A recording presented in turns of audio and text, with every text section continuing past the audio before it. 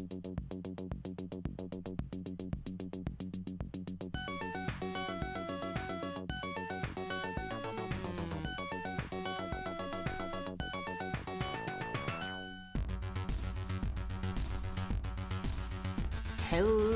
everybody, welcome back to Building Blocks, where as ever I am apparently very luminously yellow. Okay, that was odd.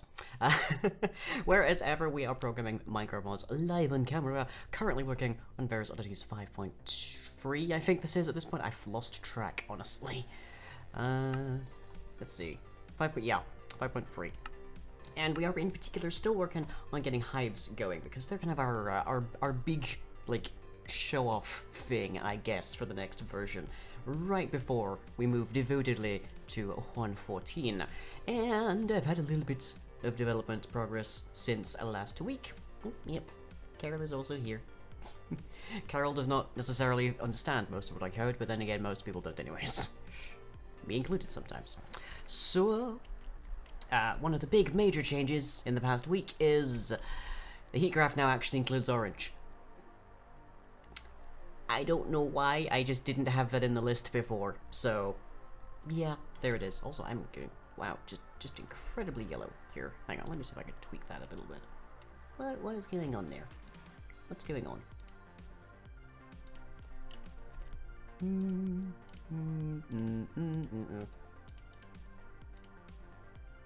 Just go with tungsten, at least then I'm in most of the right colors. Here we go. Okay, so yeah, that helps a little bit. I've also changed a little bit how the rendering is done, so when we actually finally show off all of our rooms, then we actually have them coded depending upon their distance from the actual core, and they're sequencing, essentially. So we have these three are the primaries, and then there's this one above, and then all sorts of just like, yeah. This is based on their volume size currently, but we're going to be giving special priority to anything that makes you look incredibly pale. I mean, I am incredibly pale, so that's nothing terribly unusual. I spend 90% of my day indoors. Usually 100%. So yeah, we got that going, and did you see how quick that went? That is because I have also managed to accelerate how hive blocks are generated and such. I've changed around the spread so it now works random completely rather than being like distance sorted, so it's no longer like a circle spreading outwards, it's actually random spread, which looks pretty nice. So let's just have a look at that. Yeah, you can see that going pretty speedily, and it's already done. Just job done. So yeah, it goes by a random spread now, which isn't the fastest thing it could possibly be using, but it is nonetheless pretty interesting to look at. A bit more organic, I guess. And then there is the fact that we've got one less major loop that's happening like every 5 seconds with these now. So before, when we wanted it to try and spread through a doorway, we would add the doorway as a hive block, we just wouldn't put hive there. And then later on we'd have to run clean hive to try and get rid of all of those blocks that didn't actually have hive in them and should therefore not be constituted into the main volume by itself. Now I just put those into a separate list, and they're never inside of the main hive blocks list, so we never have to clean them out of it. So that means that it runs quite a bit faster, and consequently we have this whole thing. There's like one other thing that I've developed within like the past week, and it's just like, it's a little weird. It's this crystal of sensing, and this is basically a player detector, with the slight caveat that it actually is just a light source. It doesn't output redstone. So if we move back beyond about 16 blocks, it will just randomly turn off. If we move back closer to it, it will randomly turn back on. And I'm going to give this an actual proper model, not just the redstone lamp. But you can also color it. Not that that has any impact right now, and you can also give it a name tag so that it is looking for a specific player. And the idea for that is just like, you know when people go into like an arena area or like a crypt or a dungeon or something, and like lights just like randomly ticker on around them? That's what that is. That's what it's designed to be. But because it outputs a signal when players get by and can be specific players, you could also just hook up an observer to it and it will actually output a signal there. But yeah, that's just a random little thing that I got possessed by this morning and just coded pretty much from the ground up. The word would be debonair, being a little like witch. Maybe. Oh, that's a nice look. That's a really nice look. What's the tick speed on currently?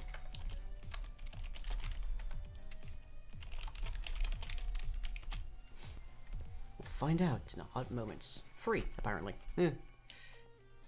Yeah, there it goes. I also changed around the room generation code, so it no longer does everything in one big lump. It in fact does it progressively, so it keeps a list of the pending Legos that we have left to sort into rooms, and you just like ticks those down and just then wipes them as soon as we run out of any that are out of any that are useful sized. Which then still has a slight problem because it starts with the biggest ones, so there is a lot of lag early on in this development whenever this process runs. It can at max run once per minute. It's once every 50 seconds at the absolute most frequent. But it is nonetheless significantly faster after that. It just goes through the big ones, and then everything after that just gets progressively faster. So it tidies itself up quite quickly. A lot of mushrooms in the corner? Yeah. Well, they go randomly where they like. They're based on block updates. So just happens like that occasionally. I did contemplate actually changing up how the creep works a little bit, so that instead of it being, let's say, like over here, there's just like 3 pieces in a corner here. It could like start with 1 and then spread to the next side and side and side. I'd like that might be a little bit more natural looking. You get a lot more progression there, but also it would like septuple, I think, the time taken to actually spread entirely. So not like not that actually that grand. But okay, so now that we have finally gotten to the point where we have delineated our entire structures into actual useful scale rooms and whatnots that we can actually identify and put stuff in, we have 2 more steps, essentially, before these rooms are completely actually useful. And that first step is to identify rooms that have no floors. So these pieces on the top here have no flooring because they're actually just like the upper dome section. And same with that one there, and a few others. And we need to identify rooms that actually have like solid footing, whether that be a hive block with the down section or a solid footing below it that has like a solid up direction.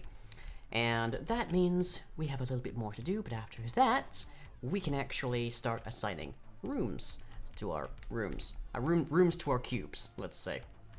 And it still kind of bugs me that we spent so long working on heat maps and this ended up being the actual solution. And moreover, that it actually was the thing that finally, after like, I don't know, 5 years at this point, was the thing that got me on camera to say, what if we reduced it to a series of cubes? Just, you'd think there'd be a lot more. Anyways. So, we need to ask our system, and we actually have, let's go to Hive, we actually have collated the rooms into their own thing here. Much neater and tidier. So here we can actually just ask them, okay, do you have solid footing, given this world? And the rooms now are extremely light. We are no longer having to store like several hundred to thousand blocks inside of them. They only need to know 2 of them. That is the lowest value and the highest value, which defines a cube in 3D space, essentially. Well, a cuboid, I should say, because it can be quite rectangular and frequently is.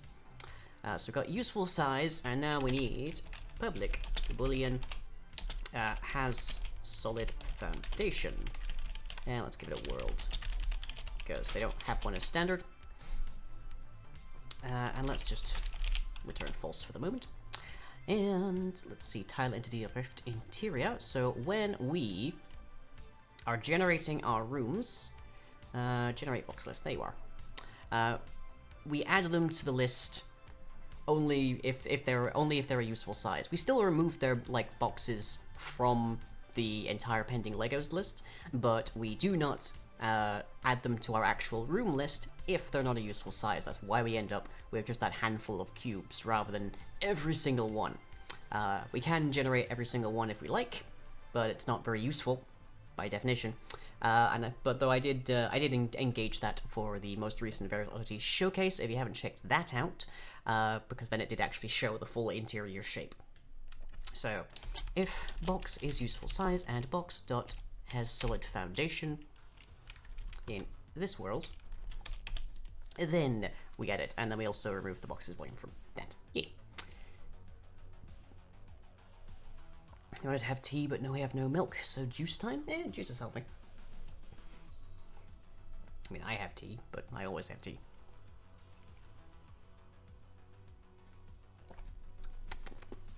But okay, so now let's give this some actual useful things. So we want to go from the lowest y value, we should say the min y value, and then we want to go from the lowest x and z value to the highest x and z value.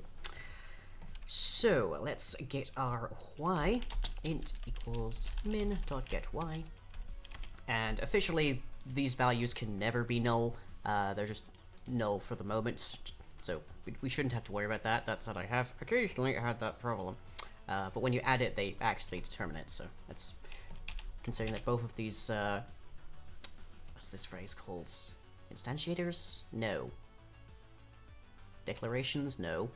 What's the word? Oh god, it's out of my head. Anyways, suffice it to say, whenever you call one of these, it ends up adding those, so it's no problem. Alright, so for int z equals min dot get z, z is lower than max dot get z, z plus plus. And the same again for x. I'm doing this kind of in backwards fashion here because you tend to go x, y, z, but here we are. Or frequently x, z, y, or something to that effect.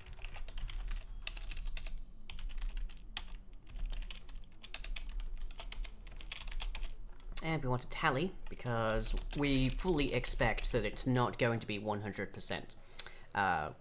So we are therefore just looking for a minimum threshold value. In our case, we're going to go for 70%. 70 is a decent measurement. It's just shy of 3/4, more than 2/3, so should mean that it should mean the majority are solidly in there. Okay, so world in, like let's have our two checks here. So case 1, creep with downside at point. Let's also generate that point. So point equals new block plus x, y, z. Okay.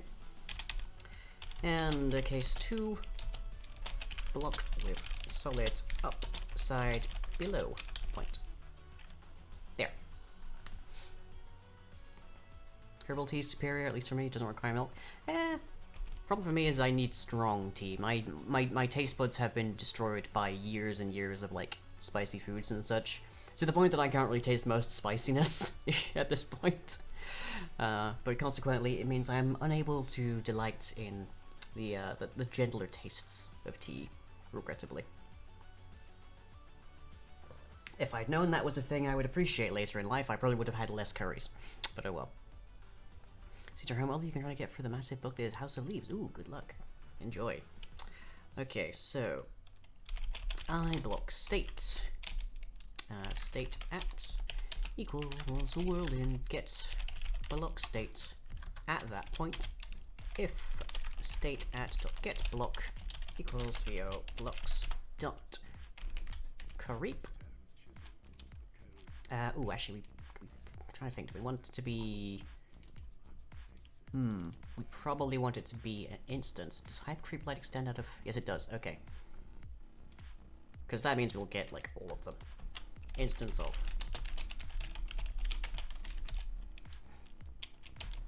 And state at dot get value. Trying to think this won't be the full value.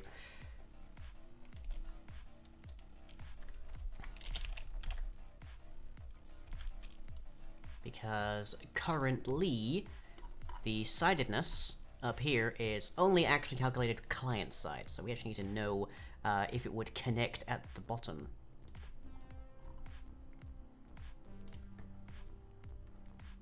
So if we change that to a public, we can actually ask block hive creep that directly.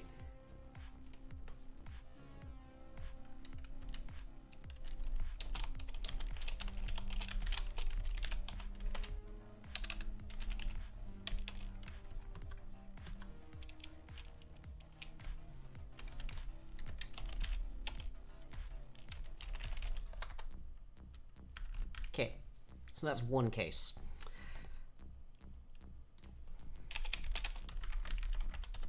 And then continue, so that we don't just end up adding it for both of those, because that would not be good. Good thing I never smoked, because that further destroys taste buds. I was definitely around smokers growing up. My dad was a smoker for quite a long while, as was my grandfather, my grandmother, on one side at the very least. Numerous relatives. Fortunately, I grew up at, like, the non-smoking revolution, I guess we'd call it. So, the number of people that smoke now is dramatically lower than the number of people that smoked when I was a kid. So, that doesn't damage taste buds? No, but it does ruin your sense of smell, that's for sure. And the smell of rooms you happen to be standing in. Okay, I block state below.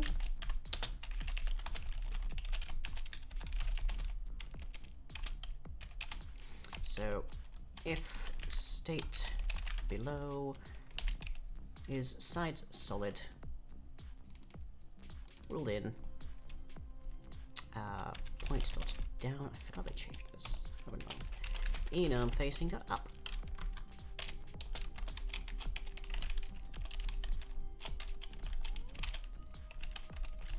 And we don't actually really need the continue there, it's just, you know, in case.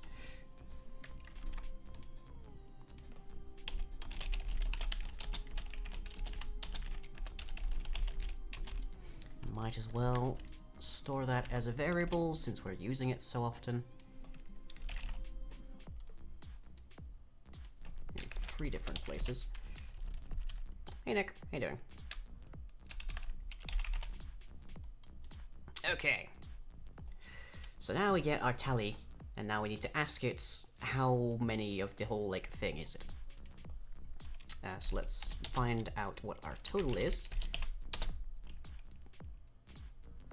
And that would be size.getX times size.getZ, because that is our horizontal size. And what we need to see is our minimum value here.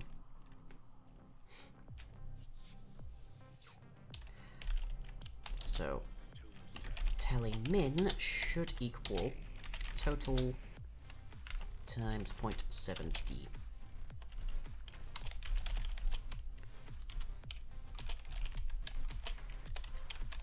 Because that 70% is our stated target. So return tally greater than or equal to tally min. There.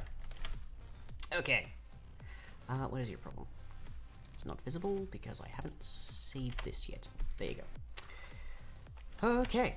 So now, if we run this again, we should see that we don't get any floating rooms that are just purely built on more or less solid, more or less like completely open air. But we should get rooms like the entryway of our smaller, like starter home kind of test, which is mostly solid footing, except for like the very end of it near the atrium.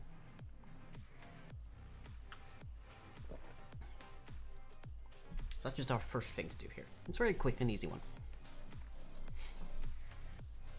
Relatively speaking.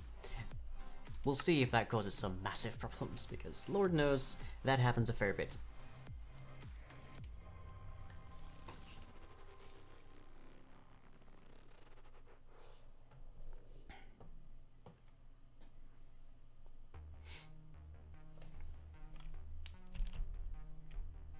Okay, so we're looking for this set on the top to go away, and we're looking for this one on the top to go away.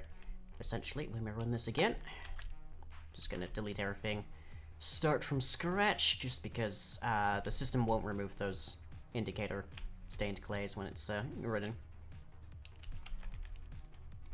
But those are purely for our benefit here. They are not actually part of the final intention.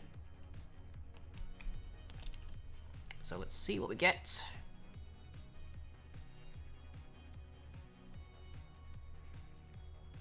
Once it's done. Feels a little slower, but that might just be me.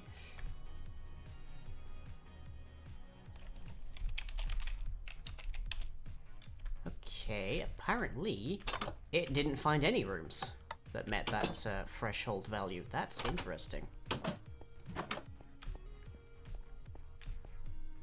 Interesting indeed. Let's check me. Yeah, move to phase 0. So that actually did 100% complete without finding a single useful room that met that 70% threshold. That's very curious indeed. Wonder how it managed that. So we looked for Hive and we looked for solid blocks directly beneath it. But apparently we didn't quite meet that. Do I still have the original Shamble? Absolutely we do. It would be a cold, cold world if we didn't have our Shamble. Okay, so we need to identify what happened there. 70% what? Solid footing, foundation. So we're looking for either there's creep with the downside attached at that position inside of our bounding box for the room, or it is on top of a block that has a solid up. But apparently we didn't quite find that. It's very interesting. And also let me check this to see if that's actually correlative with top side.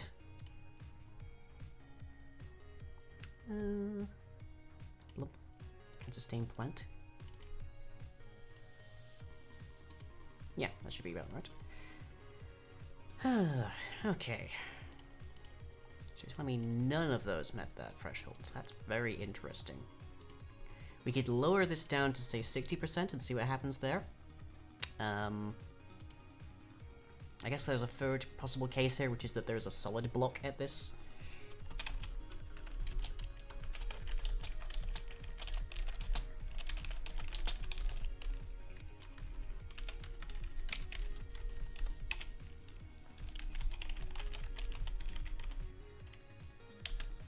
Is full block, I guess, or full cube.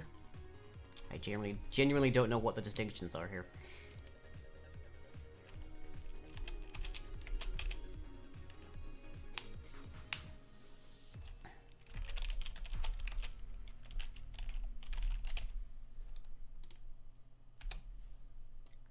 Yeah, because these aren't really used terribly much. Ah, but the Hive Creep does use that. Okay, that's fine then.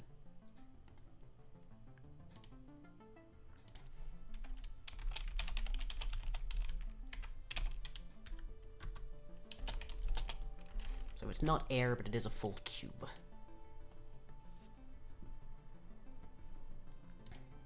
In fact, we can discount anywhere that's an air block there.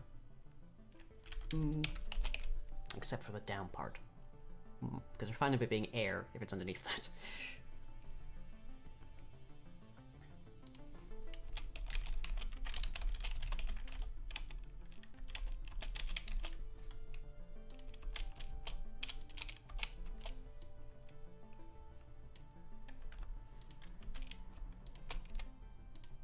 So if it's full cube there, fine. If it's not a full cube there, then we check the one below it.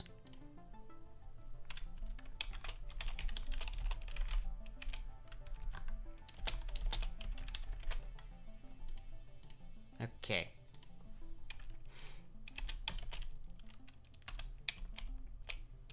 This is gonna give me so many messages in the log, but nonetheless. Foundation check. Tally of tally min. Let's see if we get a problem there. Let's see if it's related to this, for instance. Because it might just be that tally min is somehow ending up as being a massive number. But we're just looking for 70% of the horizontal total volume. Mason jars are adult sippy cups? I don't think I've ever used one.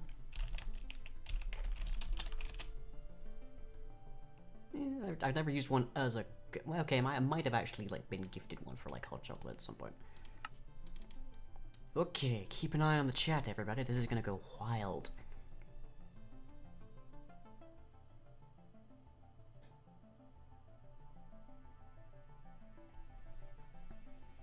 So those are our 3 criteria for what constitutes actual, straight-up, 100% like solid ground. Let's see if we meet any of them. Are my feeler bots happy drinking hot cocoa? Yeah.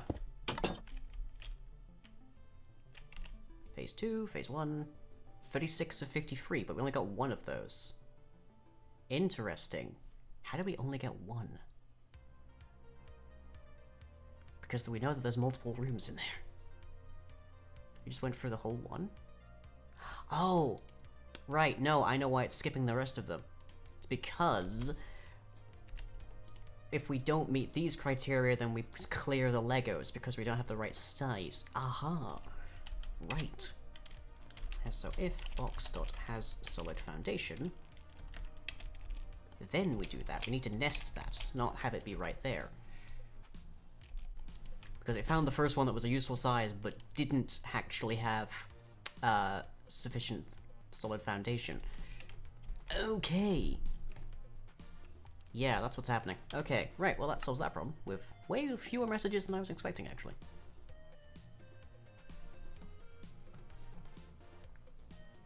As long as we keep finding ones of useful size, we need to keep going. Whether they have a solid foundation or not. We only care about them in the end stage if they have no solid foundation. 3 days until I get you a new mic? Ooh, well, good luck then. This one's been serving me pretty well for a while now. Although I do miss my podcaster. My podcaster was a lovely, like, scale such that you could, like, be recording crisp audio at one moment and then beating somebody to death with it the next. Not exactly something I'm generally tempted to do with my microphones, but it was just nice for that image, more or less.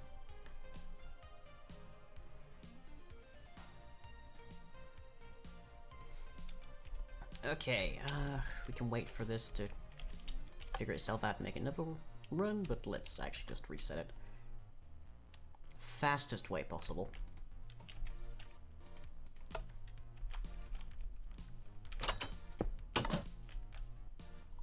Okay. Found a bunch more that time. But we only got 1 room cleared out of that. Which room is that? That's the smelting room. That's the furnace. The forge. 36 of 53, 28 of 28, so that's that one. 36 of 53. Logically, that must be this one here. I can only presume. But let me see. 1, 2, 3, 4, 5, 6 rooms. 1, 2, 3, 4, 5, 6. Yeah. That's the correct number. So we need to lower the threshold, essentially. We need to reduce the amount of blocks that we ask for it to have, because most of these rooms are apparently not reaching that. That is very interesting.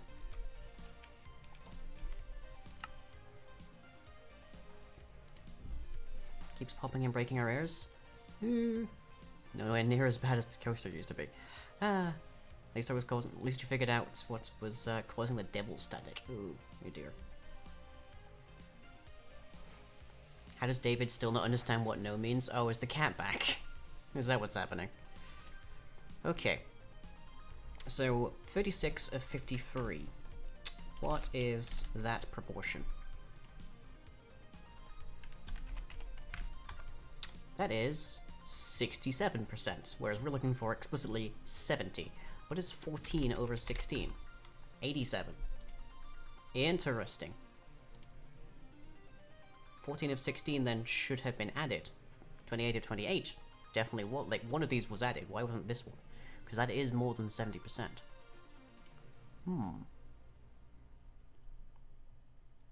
Very curious indeed. 4 of 7. I'm sure that should be meeting it as well. No, 4 of 7 apparently isn't, but 6 of 8? 6 of 8 is. We should be seeing about 3 different rooms. Very curious. I wonder what's going on there. Do I have something down here in the draw box section that's making it... No, it's just, that just determines what it's drawing. Okay. Where's our rooms?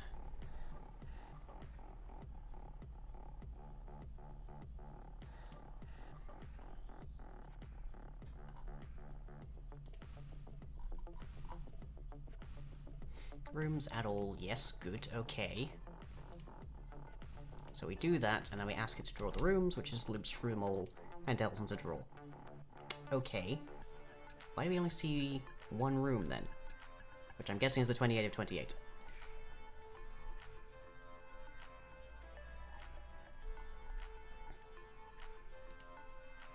I'm not being a complete doofus here, and, like, seeing... like, not seeing the incredibly obvious solution.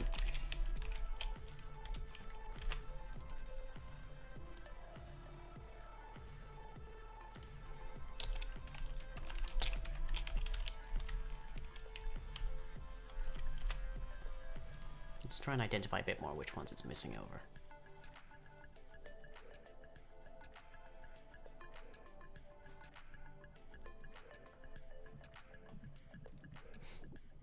Night, Nick. Have a good sleep. Oh, we no longer get Devil Standing out during Saturdays. There are reasons.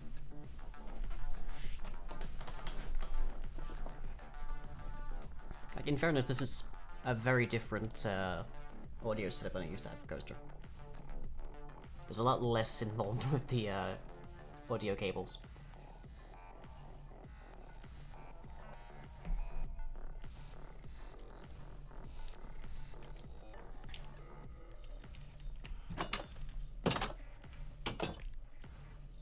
If I just step on that, that should flag it to update, but that would only be if there was actually, like, change in the room. Which we've established, it's not actually checking there.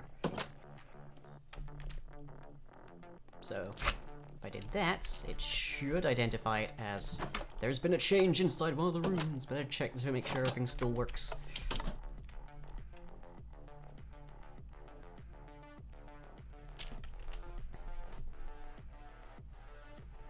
Which then should call to generate the box list, and then we should hopefully actually see what happens there.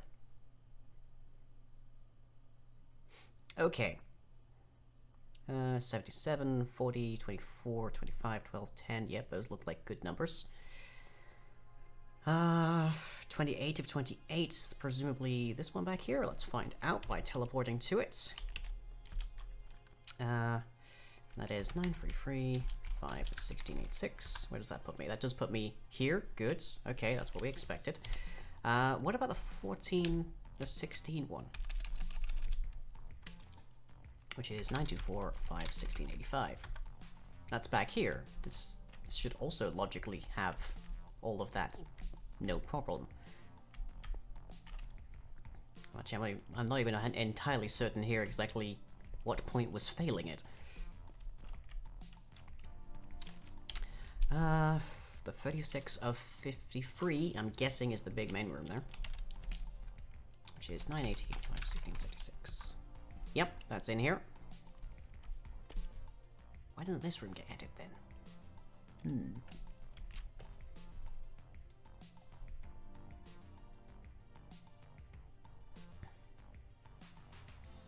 Min to max, yes, good. That's fine, yes. It's like, these were good numbers. These should be actually adding.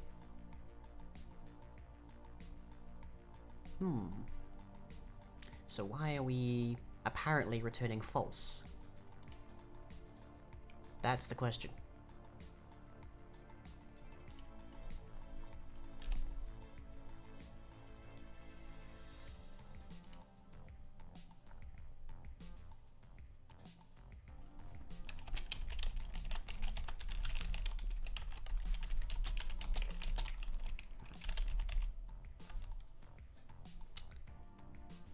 I'm gonna need, like, a route here.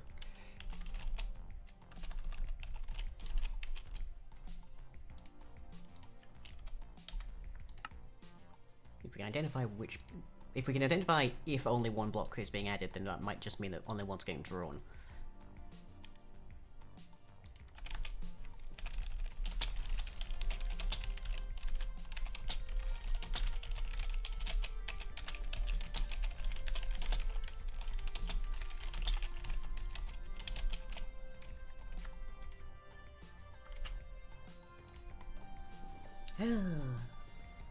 Oh, we claimed your monitor. I mean, back in the day, that wouldn't have been a problem for a cat. Like, monitors were big enough to be, like, Daft Punk headwear. It's a bit harder now when they're, like, a micron thin.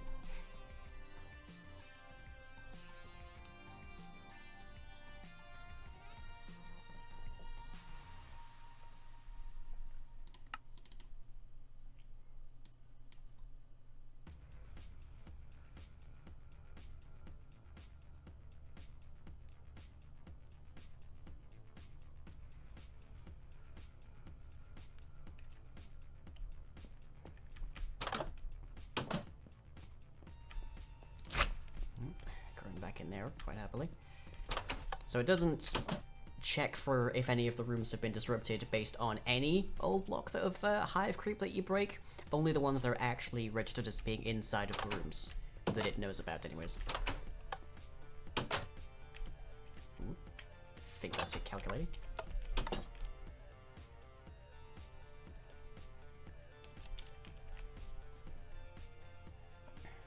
But again, it tries to limit that to once per every 50 seconds, just to reduce the amount of lag that could happen. Because it is, again, still a hefty process, even with my significant changes to it. To a degree, there's no way around that. Finding the largest possible object in a volume is always going to be a hefty process, even if you're only doing it once per tick, as opposed to all of them in one tick.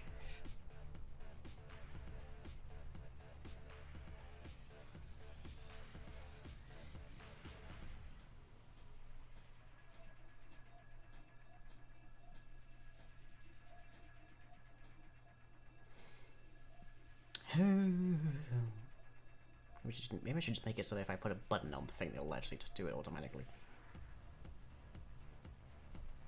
Or maybe I should create a command that's just like recalc hives.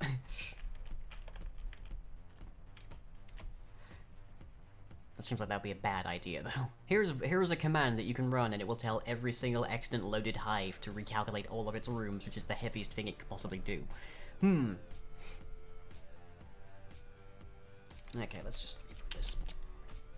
Probably be faster.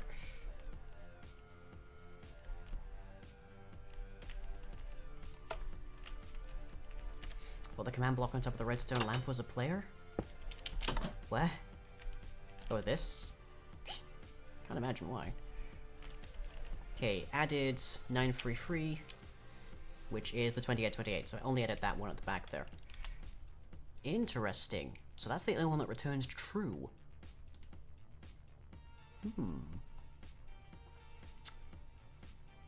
Let's try this a different way then.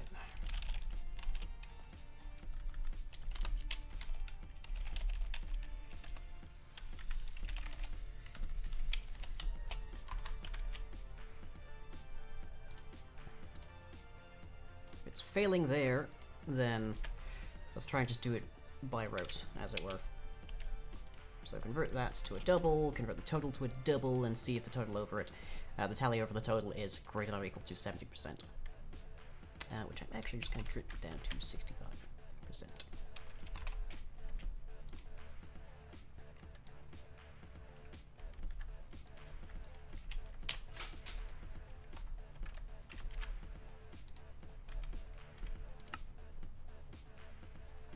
My camera zoomed past the two gullies here, Rainbow Salt. Why is there another player? I mean, it's a test environment. It could be a lot of things.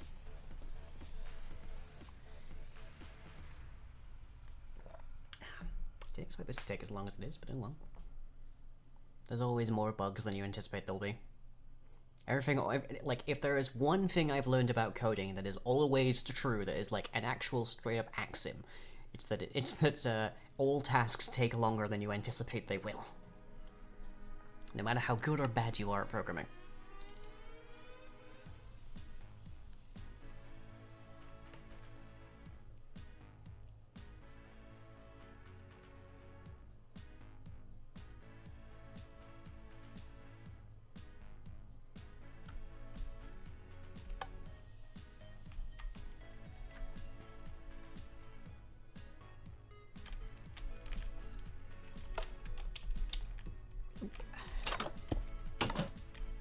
Knowing some degree of, Okay, so it's still only finding the one that actually meets it. Interesting. Only one of them is actually meeting at a 65%. Hmm.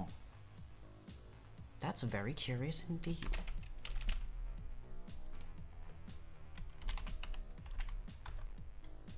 Like 0.72, that should be happily meeting that. That's very curious. I wonder how it's doing that.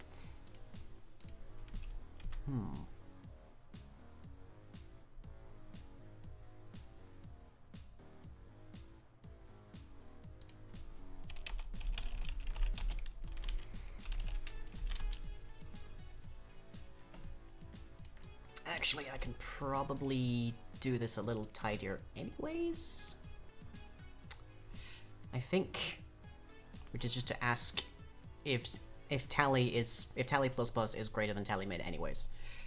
Like, that'll keep it a bit speedier.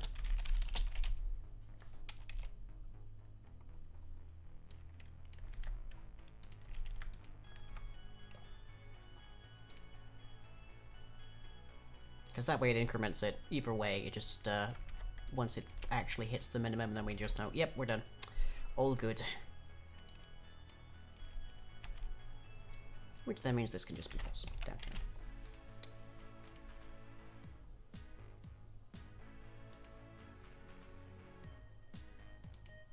So what's going weird here that only one of these is actually meeting its requirement? That is the question that I have here. Why is only that room?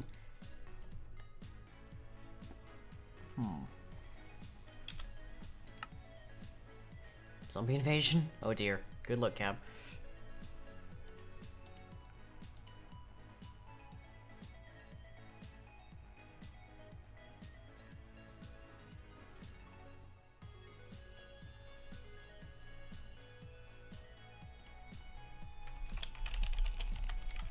This isn't the problem, I'm just gonna actually change that around a little bit.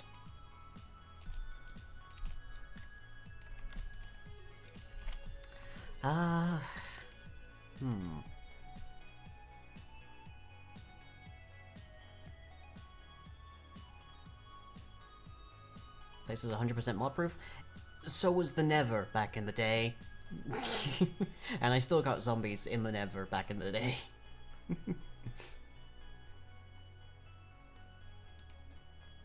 So what's causing this problem? Oh, wait, he's up there. Okay. Like, why? This doesn't make sense. Is the weirdness here?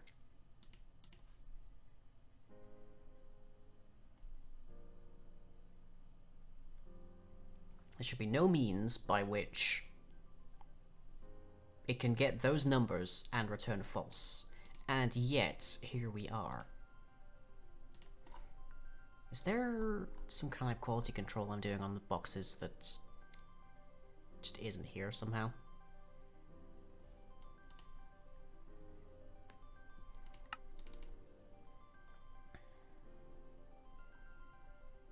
Doesn't seem like it. Looks like we just add them. There's no add if or remove if, so it should just be adding them if that returns true. The question being, how is it? Why is it clearly not doing that?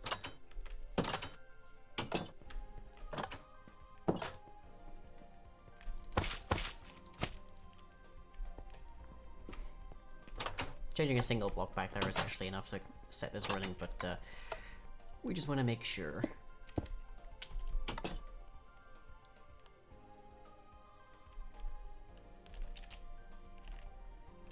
So I think, is this the same height? It should be, if it's getting all those. 1, 2, 3, 4. 1, 2, 3, 4. Yeah, that should be the full interior size. So it's not hovering. Still only added the one box. Okay. Nuclear option. Let's just have it automatically return true.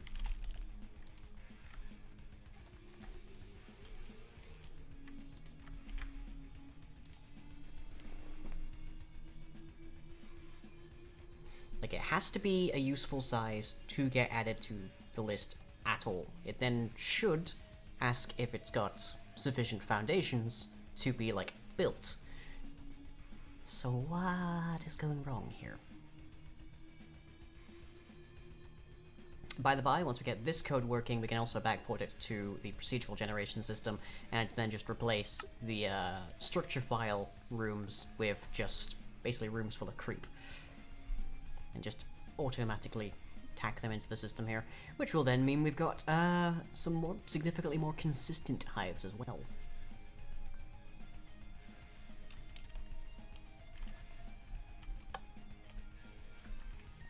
Okay, so run the test again, and what we're looking for is every room gets added. We're looking for this to go back to its previous condition, yeah, which it currently is. So it is the outcome of this function that's causing the problem.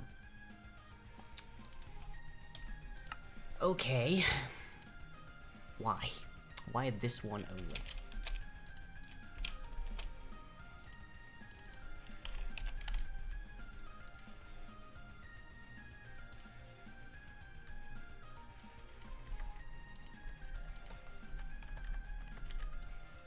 Like, there's nothing here that breaks it.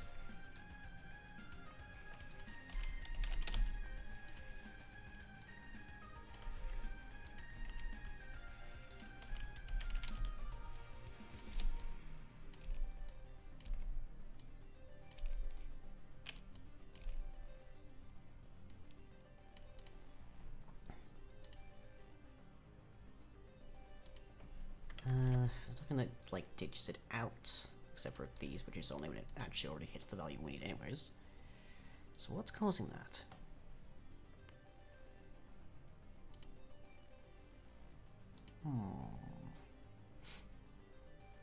Gibby says hi. Hi, Gibby. Very, very odd indeed. We see the numbers, we know the numbers are good. Why then do they still turn out bad? Why do they get evaluated to be bad?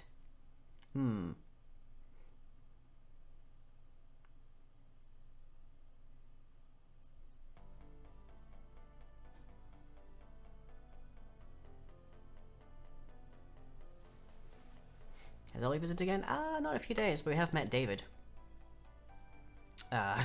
Because it turns out there are two separate cats, at least, that prowl around the back alleyway. They're even the same breed. At first I mistook David for Ollie.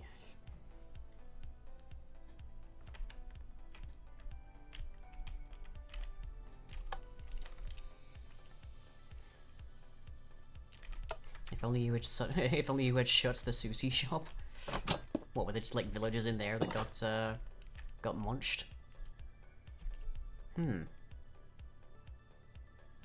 that's very strange. That should not be happening at all. Anyways, I will continue having my eyes glaze over, most probably here, and I will get back to you guys in about 10 minutes. So, see you at 10 past.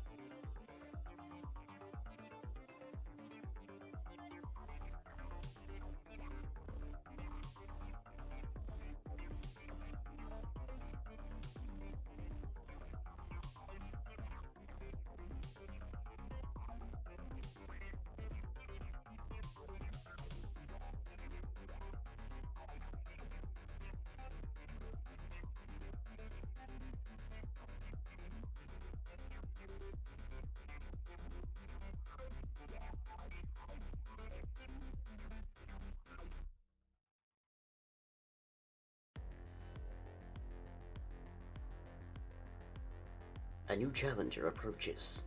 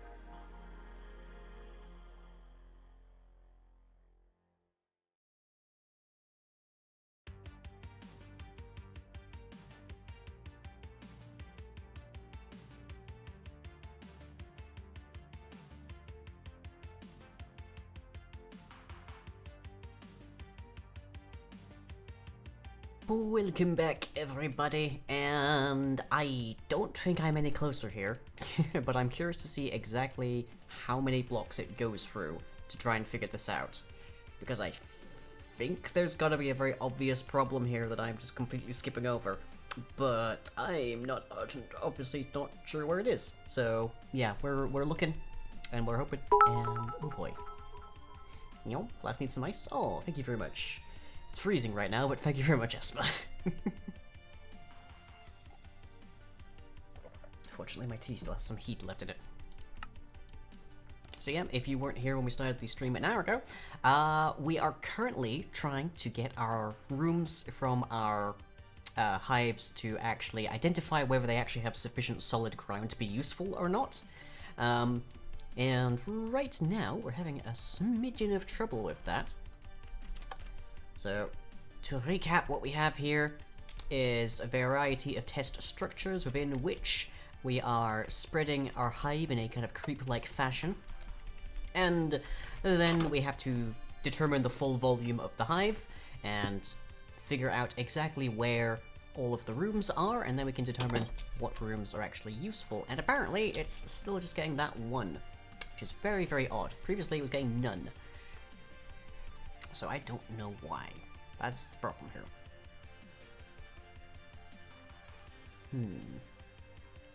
36 blocks.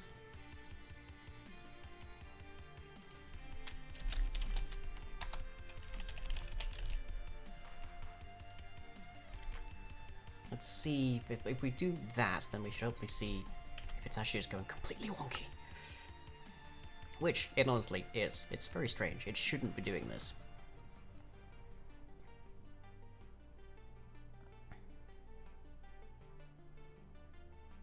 The only one that should be 0, the only one of these rooms that should be registering as 0 is the one that's built in the ceiling. So, it's very odd that it's doing this. But once we figure this out, we can do much more interesting stuff. Because right now, if we try to actually just assign functions to our rooms, say this is a hatchery, this is a storage room, that kind of thing, we'll end up with storage rooms and whatnot floating in midair. And that might work for some hives, but not this one. Because our changelings do need to go into these rooms and actually, like, do stuff. And they can't do that if they'll fall directly through the floor. Yeah, I could just leave it, let it recalculate, but it is much faster to just have it resort.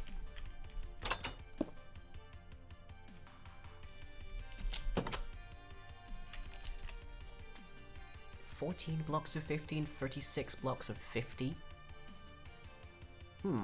Interesting.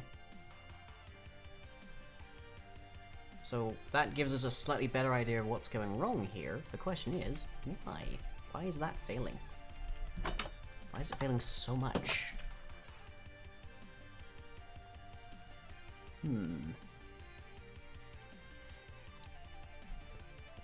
Like, one of them should just come out to about here, essentially, and that's way more than 65.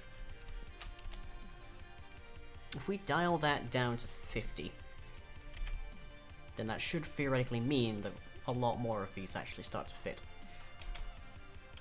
It might literally just be the percentage that we're using.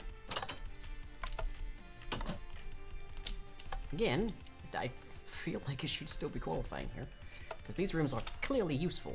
These rooms are clearly heavily foundationed, so why are we not getting that right? Now there is some cleanup done, so the blocks aren't purely being built out of here is all of the air and here is all of the creep. Some of it is actually, here are blocks that are completely surrounded in creep, for instance. There was an early test I did with just some like real-world natural terrain generation hives, and one of them managed to contain the entirety of a dungeon, but it was a foot off the ground because of the chests and the spawners, despite the spawners and the chests being surrounded in creep. They weren't connecting to it necessarily, but they were there, and it just didn't register as part of the volume, even though it was functionally part of the volume. So there's now checking for that. We call those adjacencies. Those are added to the hive list volume as well. And that makes things be quite a bit smoother. Works a lot better with the... Okay, we got one more. 36 of 38. Okay, what is that as a percentage?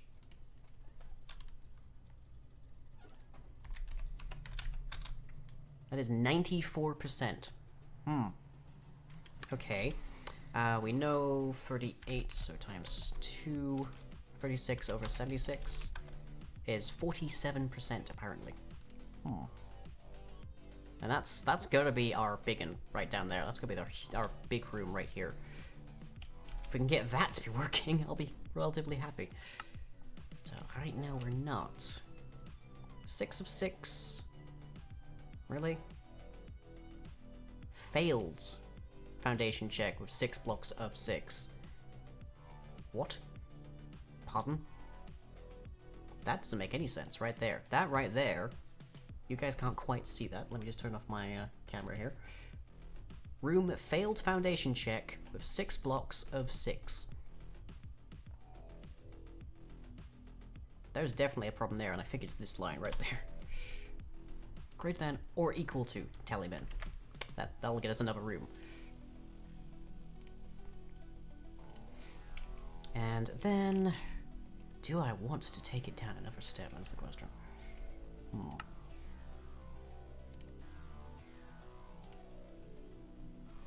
Like, the lower I make the tally min value, the lower I make our threshold for a fully supported room, the stranger the terrain gets.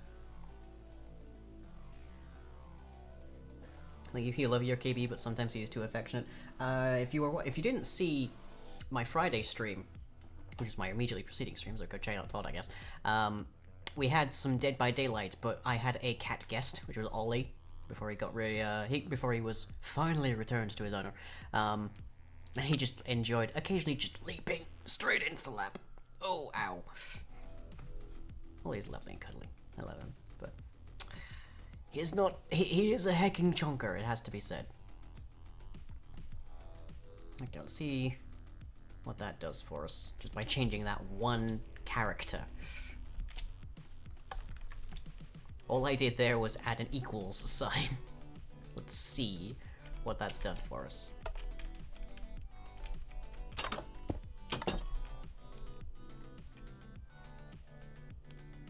Heckle. It's still saying room failed foundation check with 6 blocks of 6. I don't see how that's possible.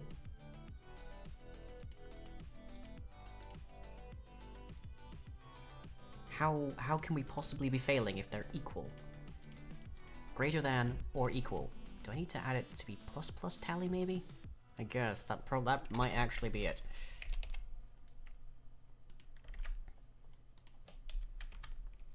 There is a sequencing that's important there.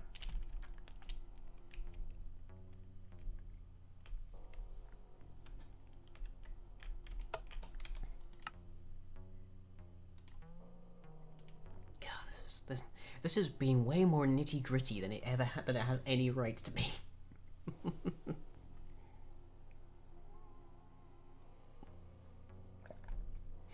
I'm glad I'm fairly certain actually deciding runes is going to be relatively easy, but then again, I did also earlier today say that one of the axioms of programming is it always takes longer than you expect it will.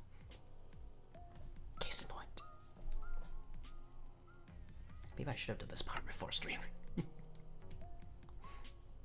I also have to like try and decide, well, if I do that on stream, it might be interesting for people to watch me fail, or various other things.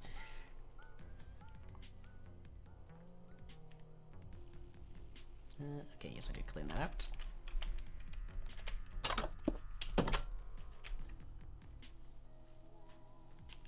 Okay, there we go. That's another one. 0 blocks of 12, 4 blocks of 5, 36 of 38.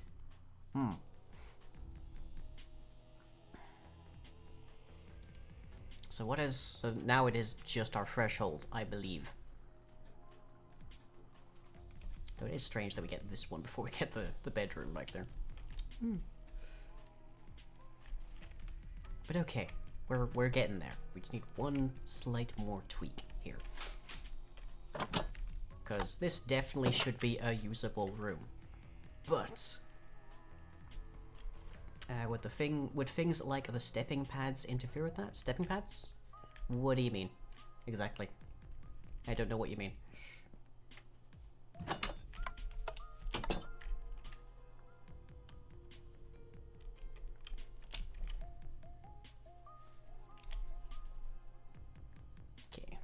out that for the moment.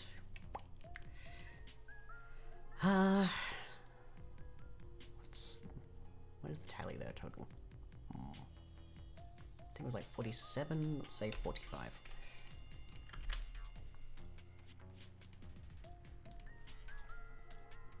The pressure plates. Oh, no.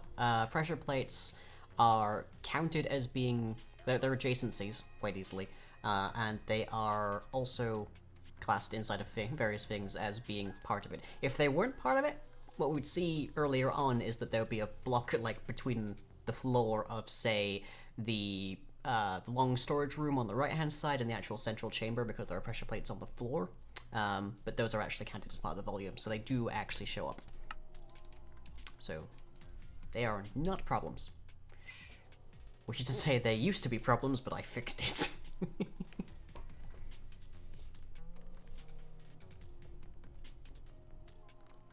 But yeah, I wanted to make sure that pressure plates wouldn't cause a problem in that fashion.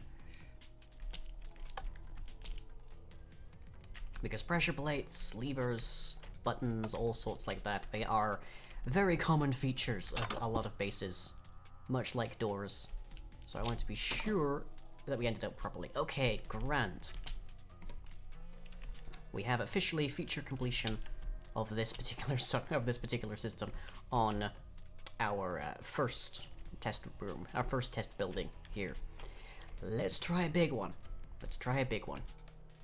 So that is only the rooms that actually have a solid flooring that are usable, that are of a useful size. Let's see what we get out of this open plan room.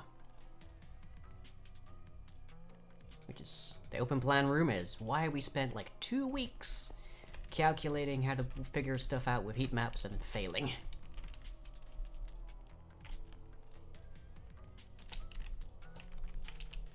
Okay, there it goes. So it has correctly identified several rooms. There's a storage room at the back there. It's removed the ones that were on the top, which is good because those are just in the inside of these dome areas, and they were no solid foundation. It's left the ones going in between. Good. So why we have Lego now? Yeah. we call them Legos.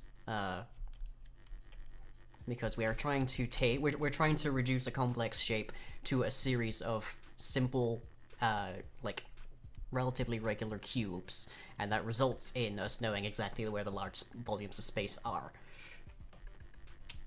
But yeah, we call them Legos, because why not? But okay, that's good. Let's see if it does the same over here. And I'm just gonna get rid of that, because it shouldn't matter. But keeping this wall here, because that should matter.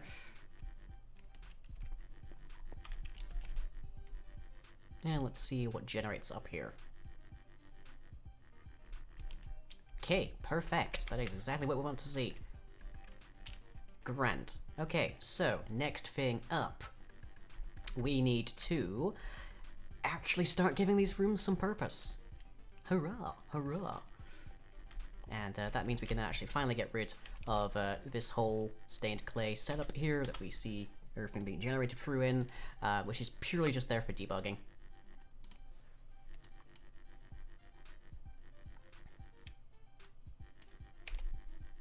Get rid of that, and get rid of that as well, because it's no longer necessary.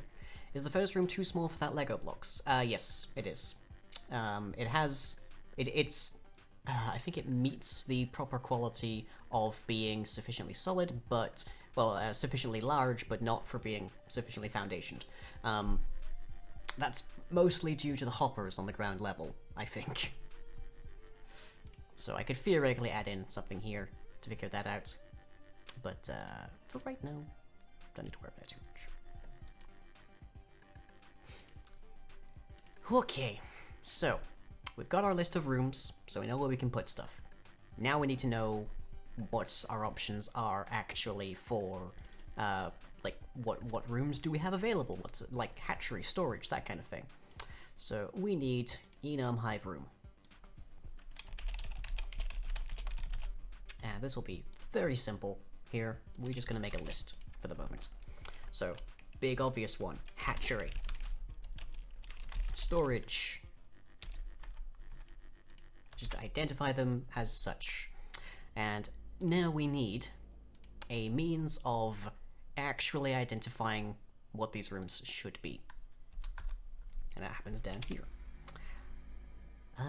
So we can probably set this to just like tell, instead of like going all the way through that, we can probably just go right to here. Just tell it to like shift phase.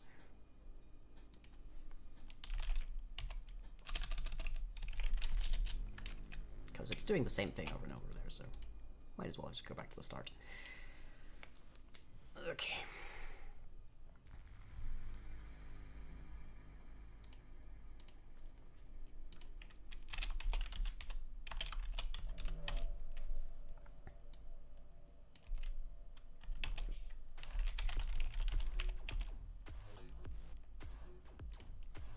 Okay, so here we need to actually assign our rooms.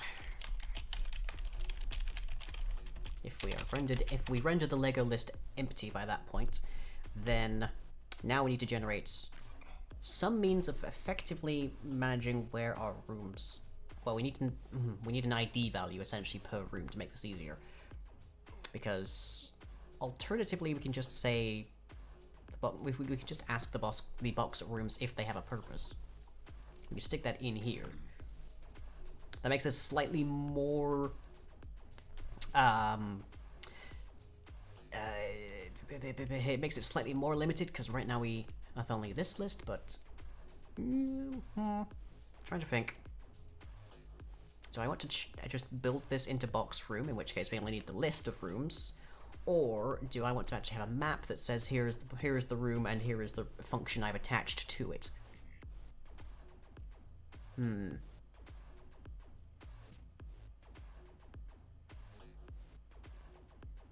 How do I want to do this?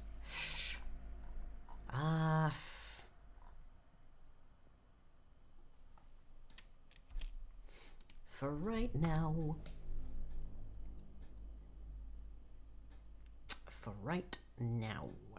Let's just have it be that the rooms have a value.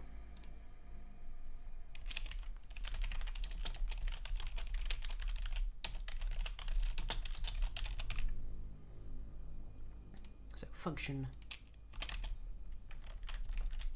Okay, and let's have a setter and a getter.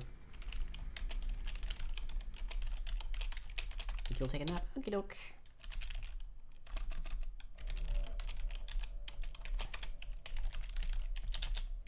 Night, Dusty.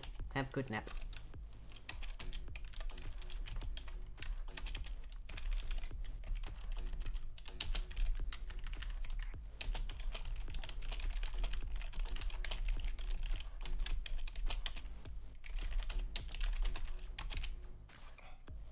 Okay, straightforward. So now, when we go to that section, we want to sort the list of rooms by their proximity to the rift, because we always want the closest one to the rift to be a hatchery. After that, random. So this dot rooms dot sort. New comparator box room.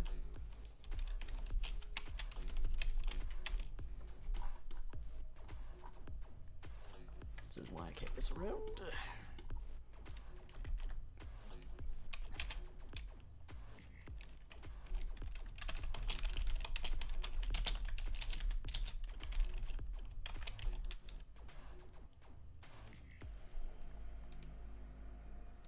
Do I have a distance value in here? I wonder.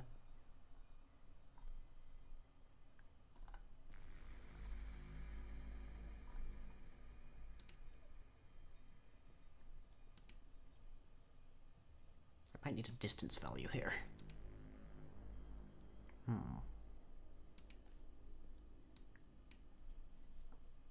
I just always want to do I just want to always say the biggest one is always the is always a hatchery.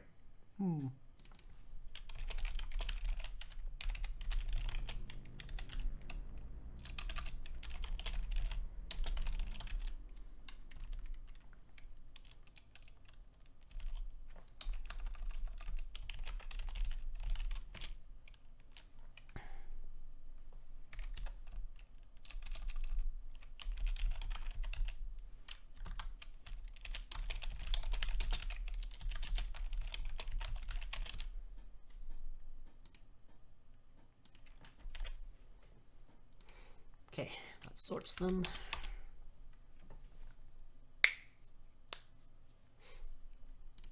We should also ask, do we actually have any rooms? There's a non-zero possibility that we end up with no rooms. It's highly unlikely, but not impossible. Might happen. Might get a rift placed in a place where we just can't spread out of. Regular doors, trap doors, that sort of thing will not prevent rifts from spreading hive beyond them, but stuff like piston doors, like I frequently make, will. There's no way around that, unfortunately. Though I kind of like the idea that you build like a straight up piston door airlock to go between like the bulk of your base and the hive that you accidentally started like two months ago. That's an entertaining prospect. Okay, so rooms get 0 dot set function enum hive room hatchery. Okay.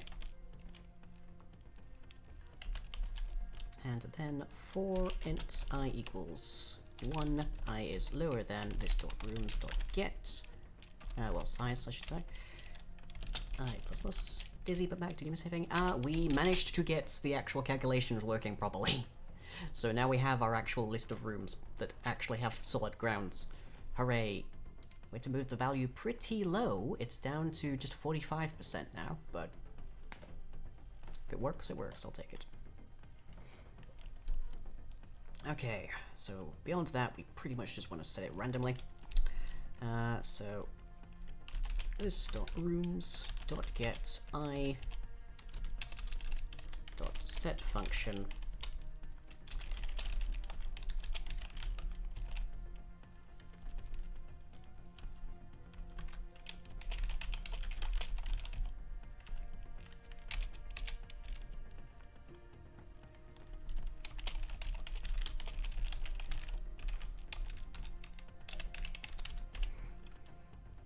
So there we go. We just set it randomly.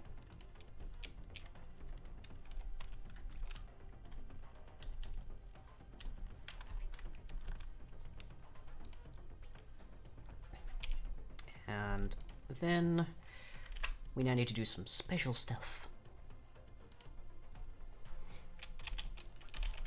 So if we're at that stage, we don't need to be drawing the rooms anymore, but we do want to go through and actually like update them.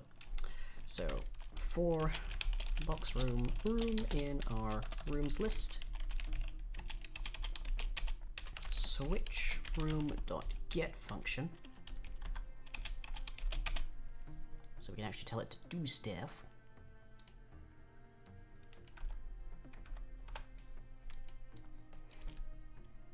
And we don't really want a default, we just want to stick where it is more or less. Okay. So in the case of a storage, we want to, for right now, just randomly pick a block that has like the down section of creep and replace that with some glowstone. Why not, for right now. So let's see, we want to pick a random block, in which case we're going to need a random here. Do I have a random value in there? I don't think I have a random here yet. No, I don't. So for right now, we'll just keep using the world. It'd be better to actually be using using a random that is specific to the rift rather than the world, because if you use the world, it affects the entire world. And if we use it to the rift, we can make it a bit more controlled, that kind of thing, more specific. Because otherwise, we're just running by the seed, essentially. The seed in however many things have come before us. So let's see, we want block plus and random point equals new block. Let's see, let's go with room dot min dot add get world dot rand dot next int bound to the size of this room on the x coordinate, and do the same with the y and the z. That'll give us a random point.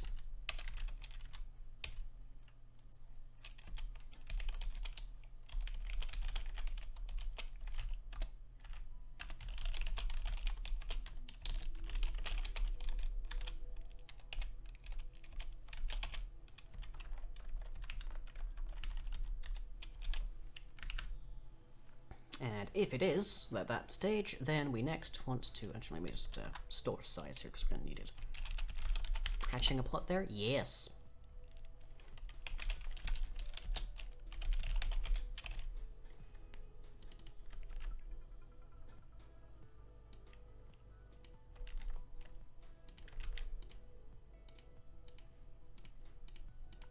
So the hatchery is a position where changelings will go and lay eggs, essentially. If there's no rift nearby whenever a changeling is trying to, like, produce, then they'll just spawn it right there wherever it is. They won't spawn an egg, though, they'll spawn an actual live birth, so there's an interesting case. It's not terribly unsurprising, really, that changelings, which are shapeshifters, should be contextually oviparous versus viviparous, but enjoy that little weirdness by yourself. But if they actually are near to a hive, then they will go into it, they will warp to the nearest hatchery, and they'll place their egg there. The nearest hatchery that has space should be classified, but nonetheless.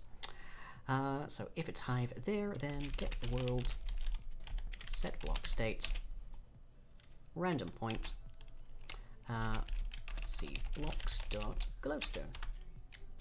Default state.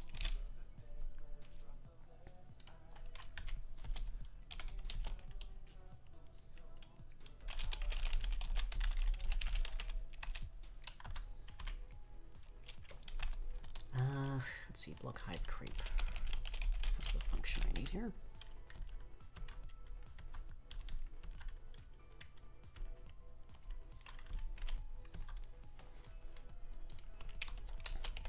So make sure it only does that on the floor level. Do things prey on changeling eggs? I did have an idea that there would be like an altar kind of space inside of the hives. Like, currently we've just got these two rooms, but I do want to expand it quite considerably.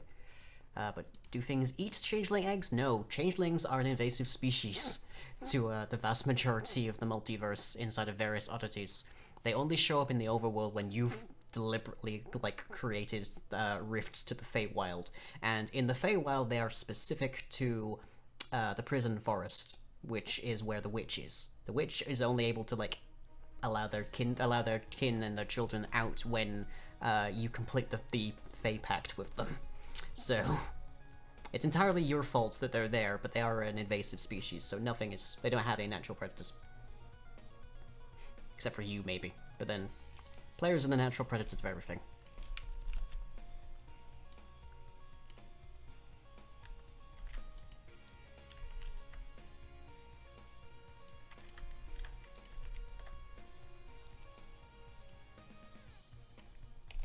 Okay, same situation here, but we're gonna make this a sea lantern. Doesn't mean that there isn't an opportunist. You're not wrong. It's just highly unlikely. Okay. So if it's a hatchery, then we'll see parts randomly turn to glowstone. If it's a sea lantern, if it's a storage, we'll see pieces randomly change to being sea lanterns. Okay.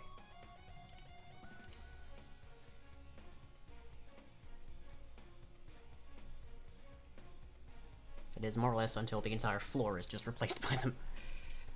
But that will be our indicator of what these different rooms are.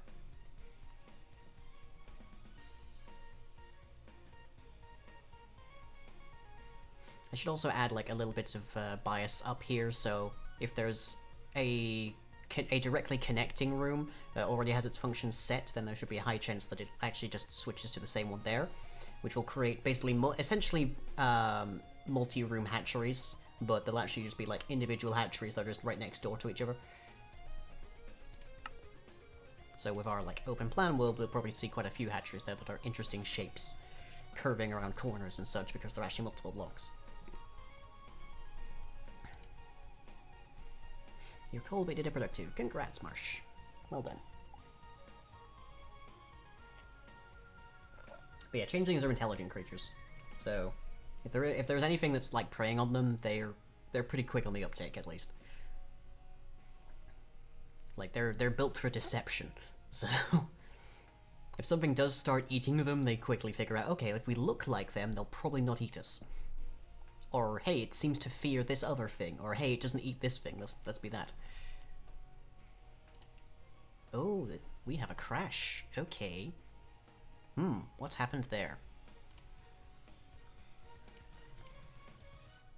Ah, right, okay. So remember when I said that we didn't want to be doing anything if there wasn't anything there?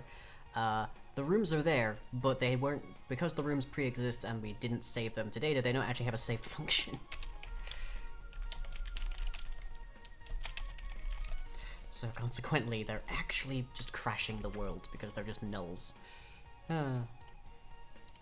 Whoops.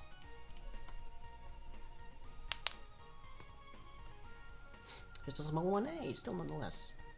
Congrats. So some of these rooms will have special decor. In this case, we're thinking like eggs and storage chests, or I'm thinking clay pots specifically for storage. Other rooms will not, but they'll be used by Changeling AI as like meeting points, or points where they do special things. So there might be a ritual room, for instance, where they go and appear to be like arranging in a circle and like doing stuff weirdly. Whether that has any impact, I don't know yet.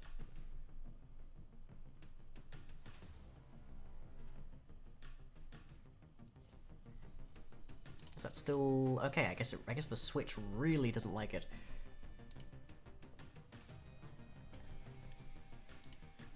Let's add something up here to like ask if we actually have a function.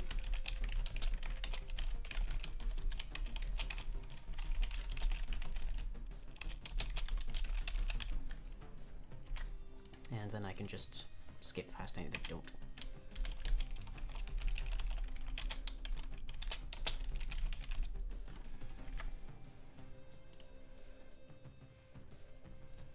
Lava Mancer sounds like a neat idea. I'm pretty sure that happened in, like, Legend of Korra.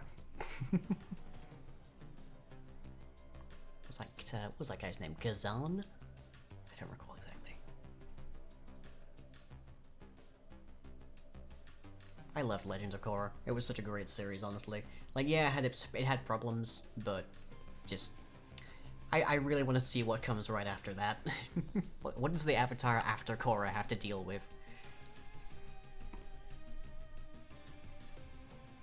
Okay, that should fix the problems of nulls there.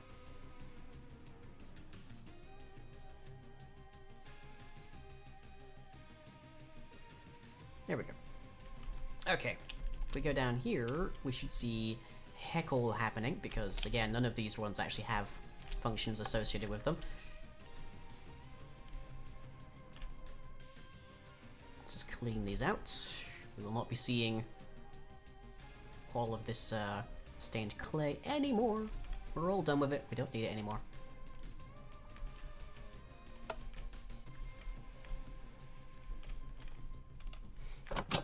So now, let's find out as it goes. Yep, there it goes.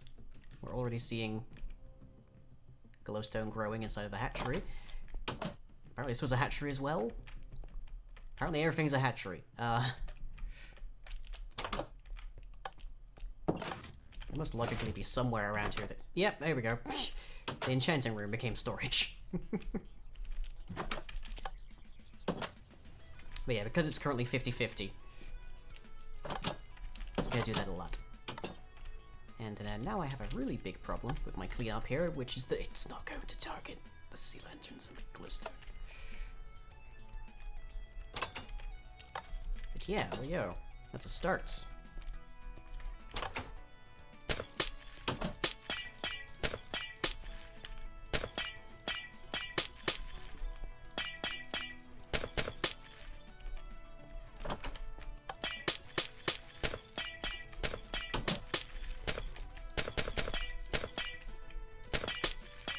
Obviously we want to add quite a bit more intelligence to this. Interesting, it went all the way down there.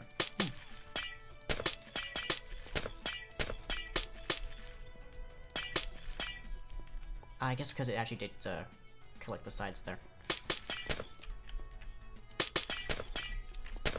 So eggs will not be stacked on top of each other. Storages will not be stacked on top of each other. That's a thing that we need to bear in mind. There. Okay. Nice and clean. And it's very gray. Oh, is there anything? No. Okay, good. think that's all of that. But okay, so that's good. Let's check. Well, let me first check here and blump, blump, blump. So we want. Oh, glowstone's gonna remove some of my decor. Glowstone and sea lanterns are gonna remove some of my decor. Drats! Breaking glass undone. Yes, sorry about that.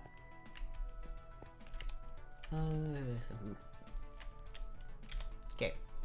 So we verified that works. Good. Now let's actually make them a bit smarter. So we need room behavior, essentially. And for that, we need an actual function that's able to, like, analyze a given room based on what it is and do various things.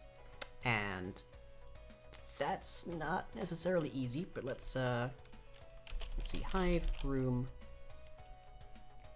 behaviors, I guess we'll call it. Okay. Okay.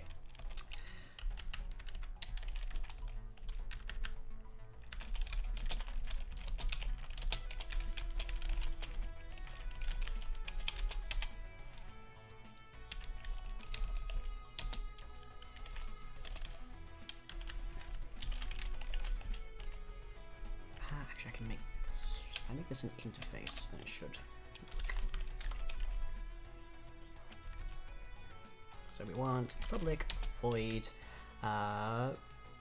function, I guess. Room and world. What am I creating? Currently, we are creating a system that tells different rooms within a completely arbitrary hive how to function. So we have gone from spreading creep throughout an internal structure, determining the total volume of the hive from that structure, breaking that volume down into various discrete rooms of useful size and foundation, and now we're actually putting those rooms to use. We've done a lot, suffice to say.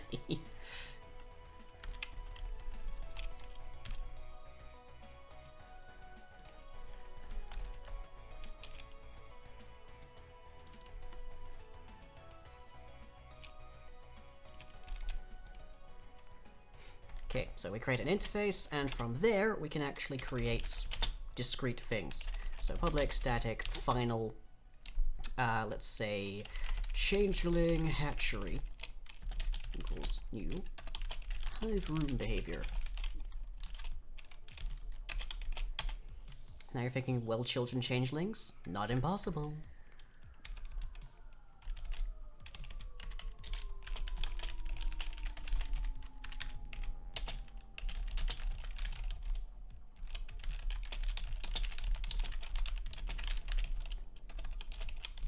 Hey Jaws, how you doing?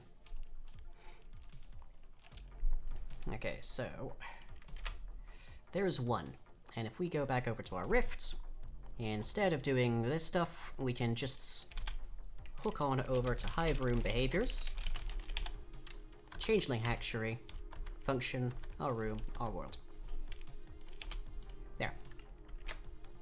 Straightforward and easy. If we wanted to, we can also just make this into a static thing where we just have a map of room types to functions, and then that will allow us to actually make things go. Do you know I'm a massive tease? Am I? In what fashion?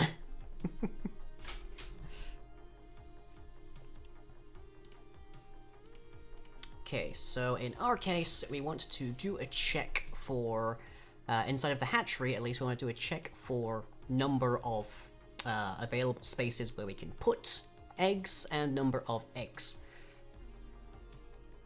Now, that's a very rough kind of thing to figure out, especially because as we place eggs, we're going to run out of those spots. So what we want to do is just do a straight count.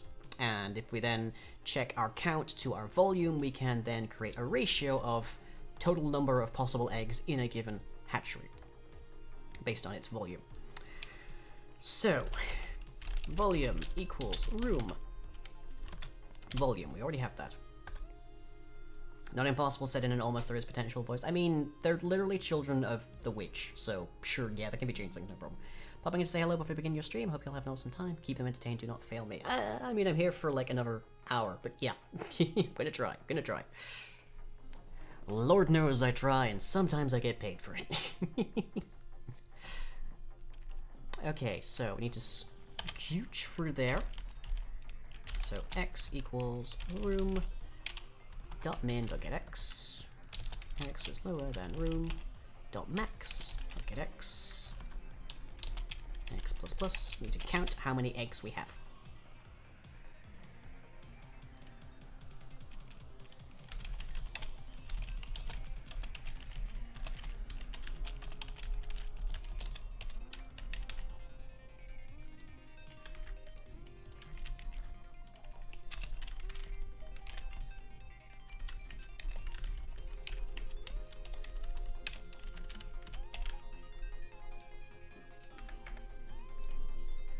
So, let's put in here a value.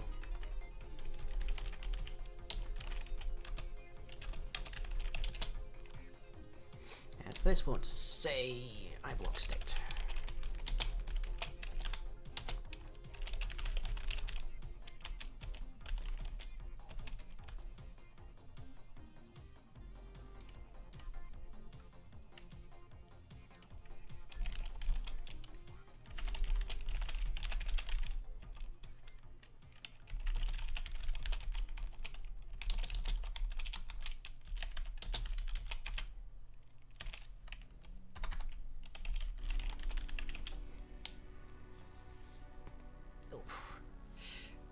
Mars agrees.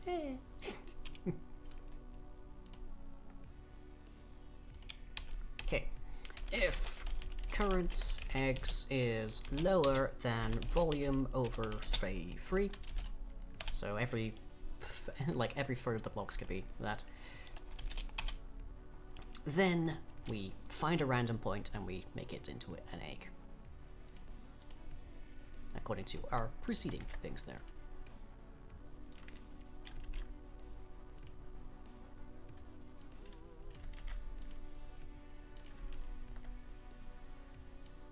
Replace get world with world in, and that should be pretty much good to go.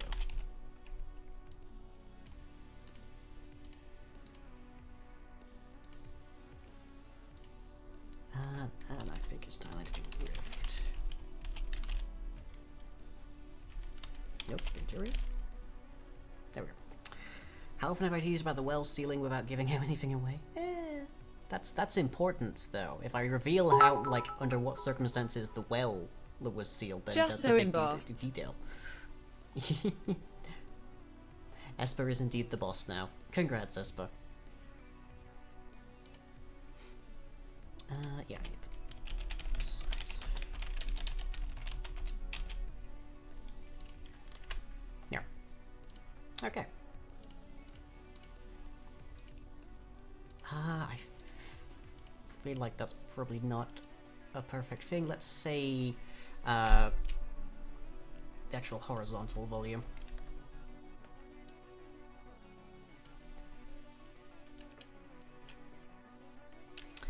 So in that case, we want size.getx times size.getz.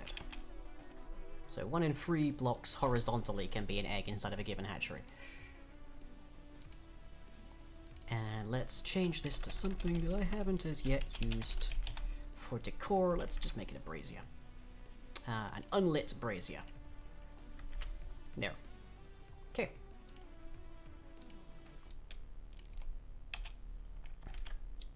And then we can do a very similar thing to this for the changeling storage.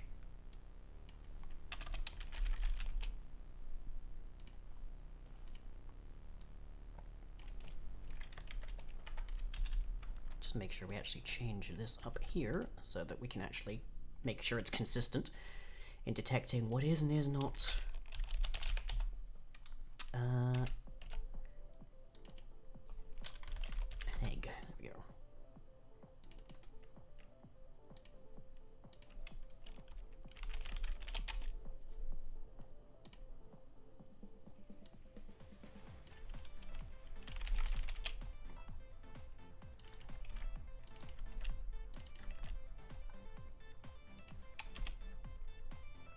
Okay, and that should be like 1 in 8 from the horizontal volume. Okay.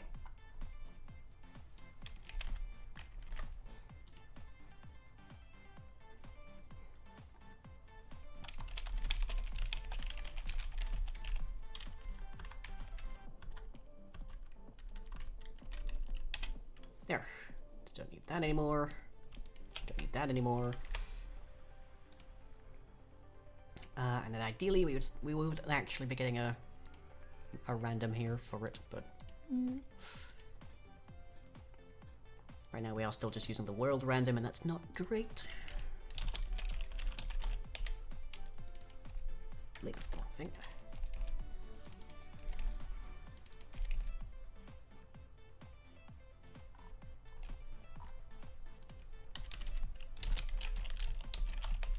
Got called a small hipster? Where? Whomst when?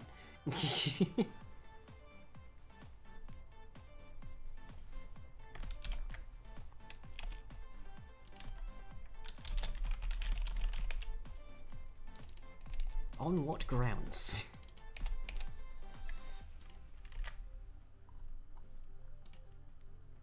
Okay, I need to actually give this a random.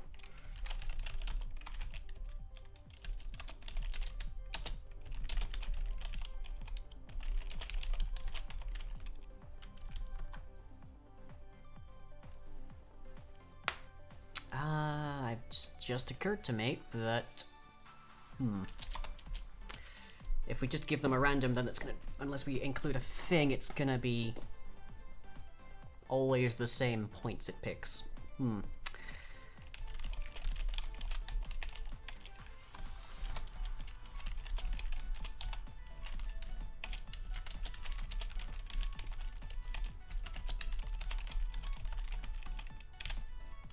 There.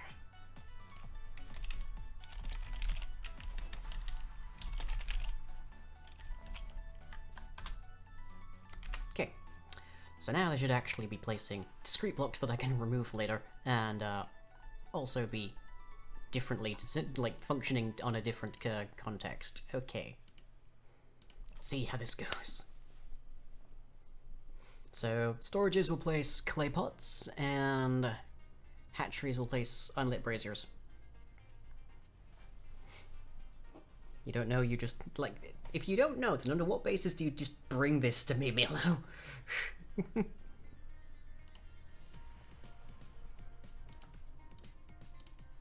It's like, hey, somebody said this about you in this random Discord you've never heard of. Like, that's a great thing to just bring up to somebody.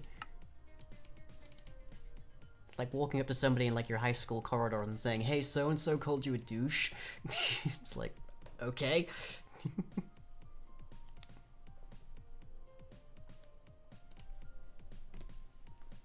In before a massive crash happens.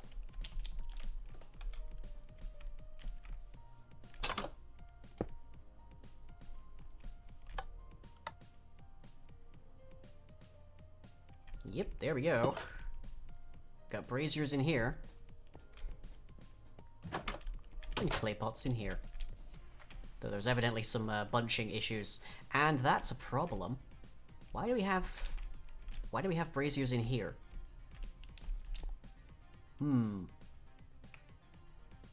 Yeah, that's problematic. Oh, why do we...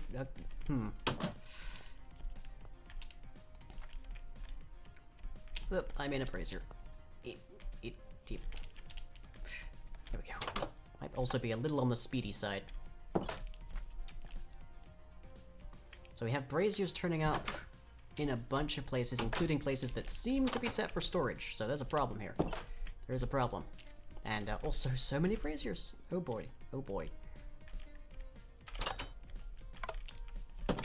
Under a stream announcement? What? That's even weirder.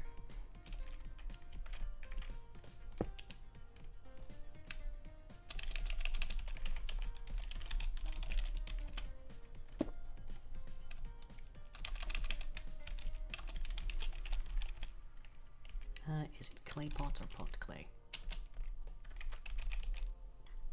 It is clay pot.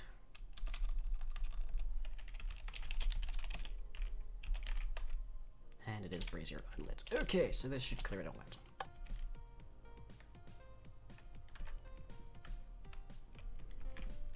Emphasis on should. Grand. Yes, good. Good and clean. Ugh. Okay, so there is definitely a problem going on down there that I need to figure out, because we're getting pieces of one room inside of a different room.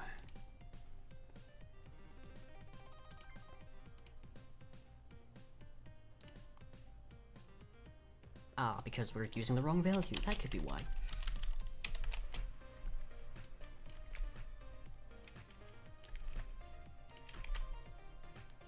Sticks first? Yes. Sticks. Back in 10 minutes, everybody.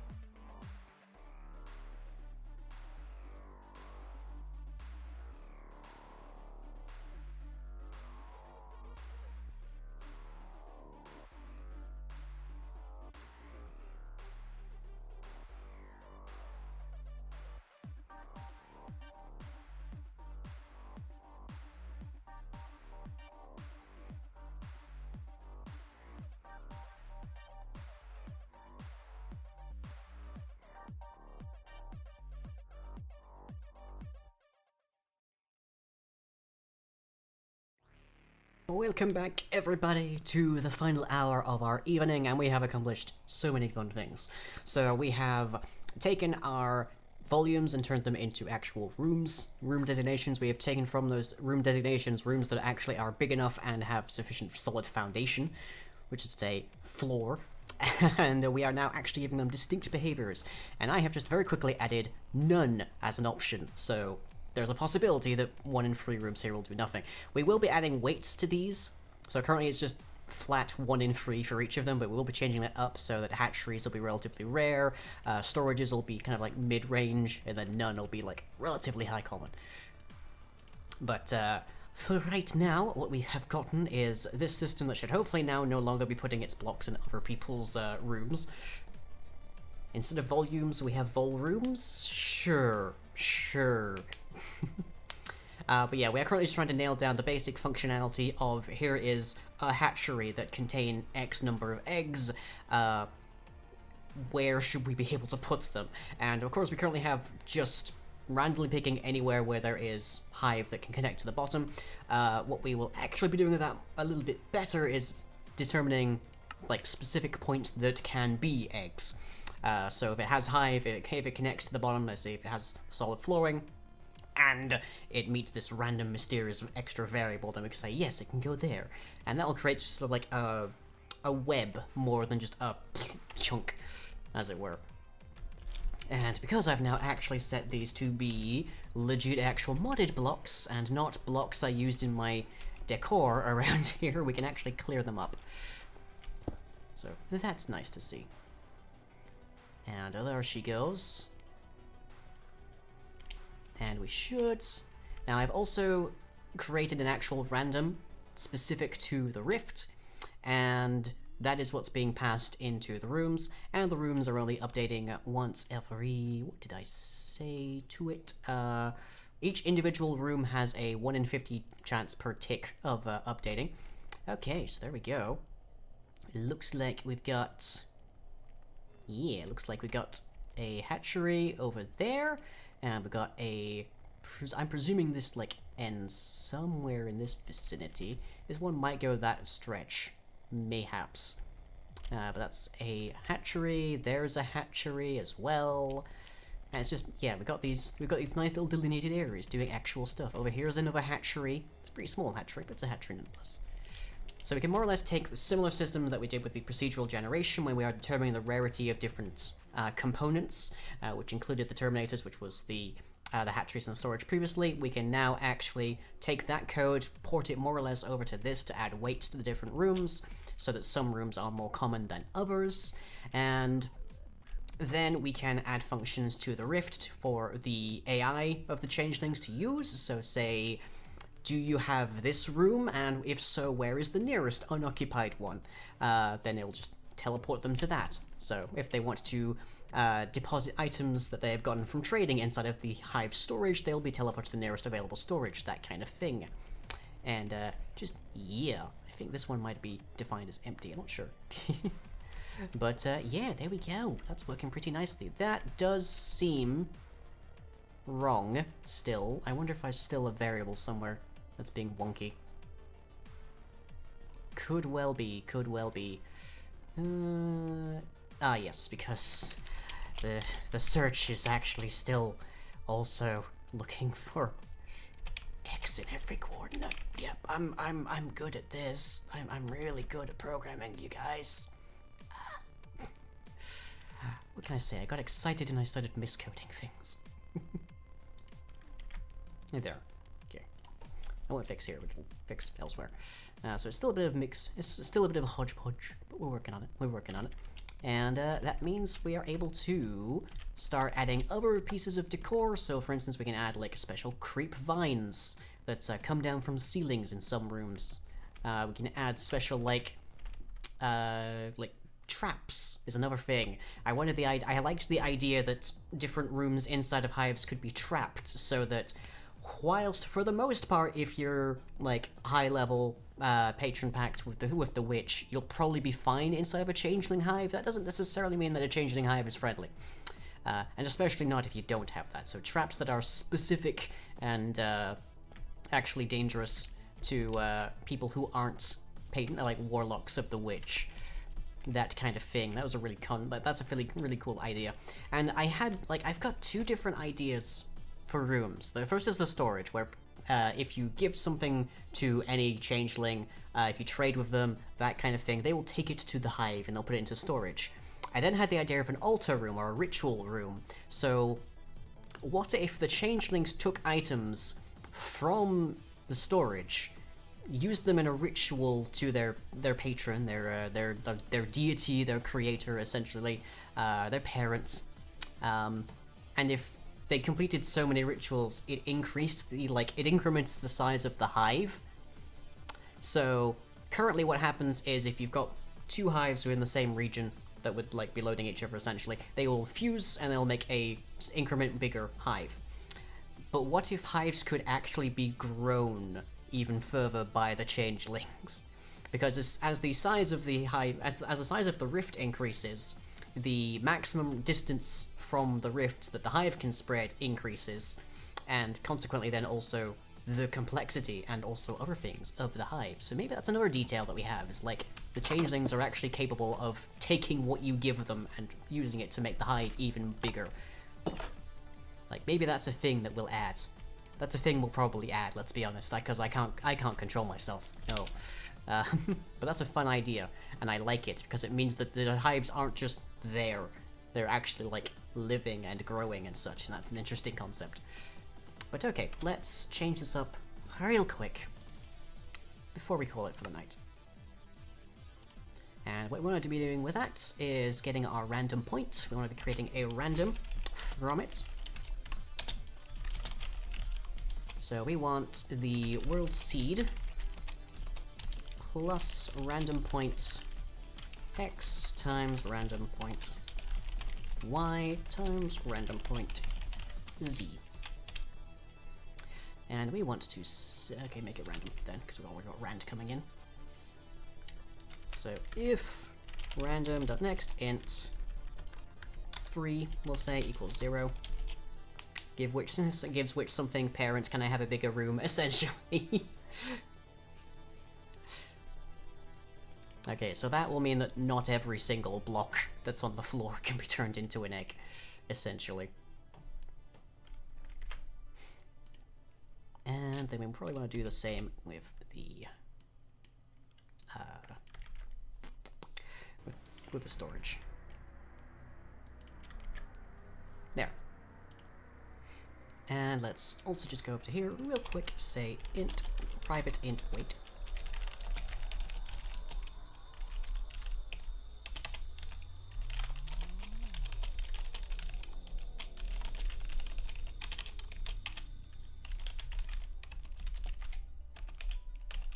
Won't do anything right now, but we'll be using it. So hatchery, we want to be relatively low. Let's say that's a 2. Storage, we want to be, for the moment, at the very least, relatively high. We'll say 4. None. We'll give that a 3. Just mid-range. Currently unused, but we'll put that to use later when we are determining what our different rooms should be. So if it has, if the room contains the rift, then it should absolutely be a hive. But everything else after that, whatever. In which case... So box, room equal... Actually, I can make this way better, can't I? I can make this so much better.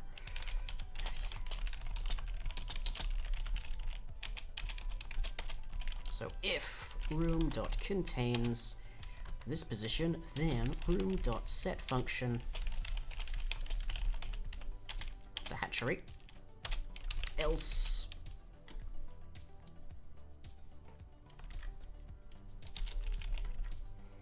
set it randomly. There.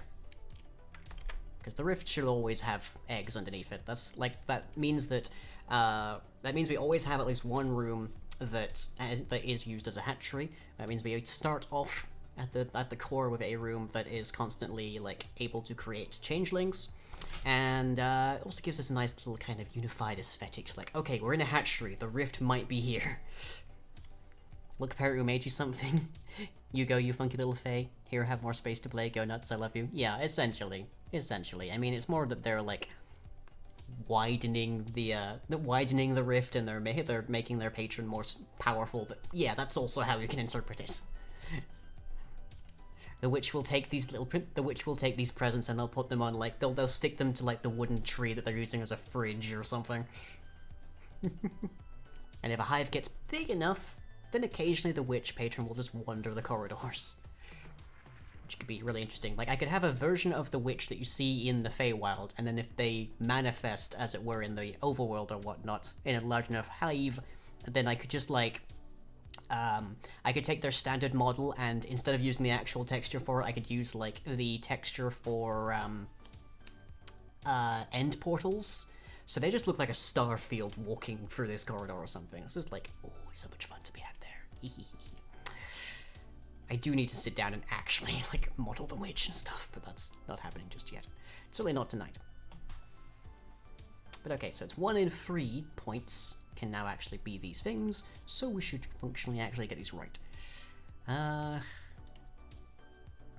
to think, is there anything else here that could cause these rooms to generate things where they shouldn't be? Super curious as to what Kieran Dave's patronage would look like. Kieran Dave's the hives are the end game of the Witch Pact.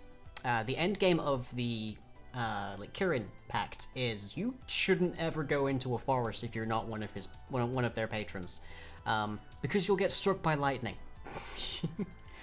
The end game of the Kieran Pact is don't go into the forest. But also you'll occasionally see, like, Kieran wandering around. It's like, by your hand the gods have come to Earth, essentially. For good or ill. Right, so that should be, yep, X, Y, and Z. Good. X, Y, and Z, yes, good. X, Y, Z. Should all be fine.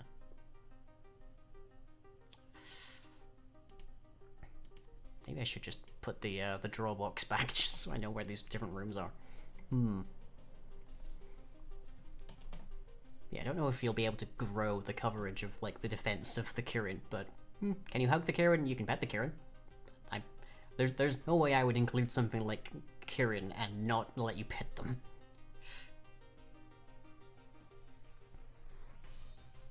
Is the Kieran huggable? The Kieran is currently completely uncoded, to be clear. Like, we're doing hives because I have no self-control, but these are way, way ahead inside of, like, coding. These will not be something you can, like, readily access for a long while yet, but they're a fascinating thing to, like, work with and tinker with and get going, so. And we can use their code for other things.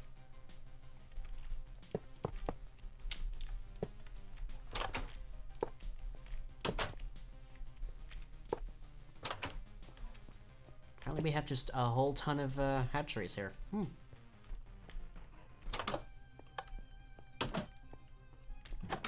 Oh, here's a storage. Hooray! It's rendered this doorway inoperable, but yay. At least your bedroom's fine. It's a little mushy, but it's fine. Got some nice mood lighting. Is the witch huggable? You want us not to pet the witch and now we can pet the Kieran? I mean, yeah, the witch is evil. Like, no question, the witch is evil.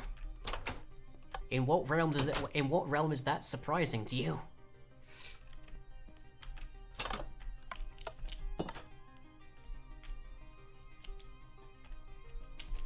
Do I still have one going in here? No, I don't. Okay. Yeah, there we go. It's placing some, let's just get rid of these. So I can try and replace them. Let's actually just clean this out entirely. Because, again, it's easier to see how things are laid out initially. And the Fae thingy, is which going to be more creature-y? I haven't 100% decided yet. They might take multiple forms. Like, the witch canonically can shapeshift to some degree, and I feel like of all of the like Fey patrons that could change shape, like the patron that results in changelings arriving probably should as well. So the witch might have multiple forms. In all manner of worlds. Oof, a lot of eggs here. Hatcheries should most rooms should initialize with a minimum number of, like, blocks and such. So some will be, like, when the hatcheries appear, there'll be a couple of eggs in there, for instance.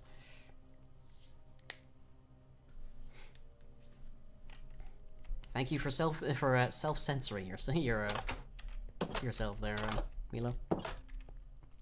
Because otherwise, Moobot would sit on you.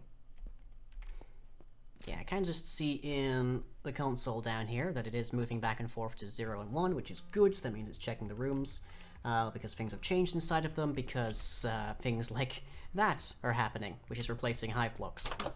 So the hive block is telling it that's not there anymore, and it's checking to see if that's broken the room, which currently it will, because it's not hive blocked, but I need to check to make sure if it's... I need to add a check to make sure it's stuff that should or should not be there. Let's go and plonk this down in one of the really big ones down here and see what we get. Has Moobot sitting been re-implemented? Oh yeah, Moobot will do it. Like, Moobot still sits on people if they post links without warning.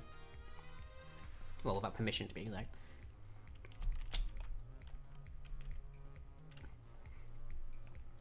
This is a nice thing to see, honestly. Like, this is just nice. I like this.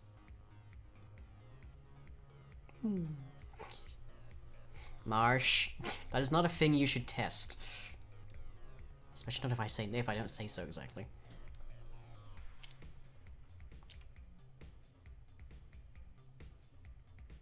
Like, for being the same exact material placed everywhere, this is nice. I'm very comfy with how I'm still a little nonplussed on the way that on the way like the bricking here kind of looks. I feel like that needs changing around a bit, but for being one material overlaid over basically every solid surface in this room, the creep does look nice.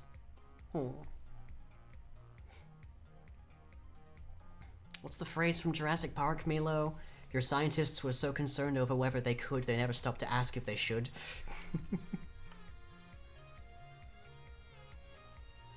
Yeah, plenty of eggs.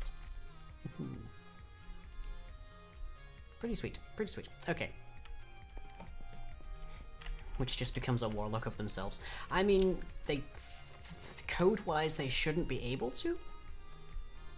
But people have broken the most innocuous of stuff, so who knows? Who knows? So let's see, why did it have trouble in here? Probably concluded that was a volume, so yes, that's good. Not 100% certain why it decided here was not suitable for whatever reason.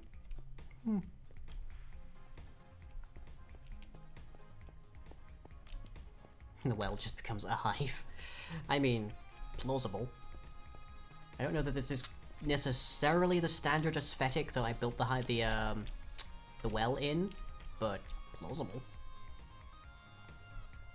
So yeah, let me see. So rooms further from the rift should be less likely to become hatcheries, and rooms closer should be more likely, and those sorts of things. So I can take that code out of the procedural hives and just build that in quite happily. That's not difficult.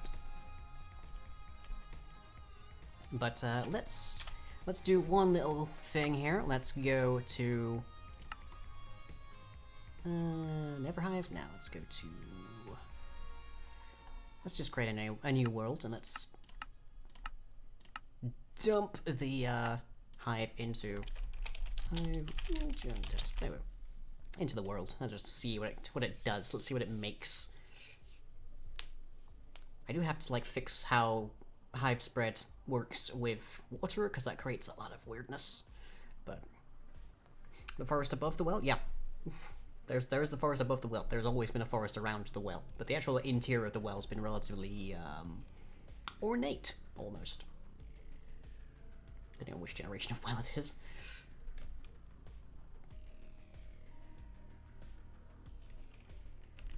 We created a problem. No, it's just taking forever to load in. Okay, there we go. If there was a problem, it weren't me. It weren't me, Copper. Okay. Give a hive. That should be its rift interior, isn't it? There we go. Okay, let's find ourselves a cave system. Oh, hey, raptors. Hello.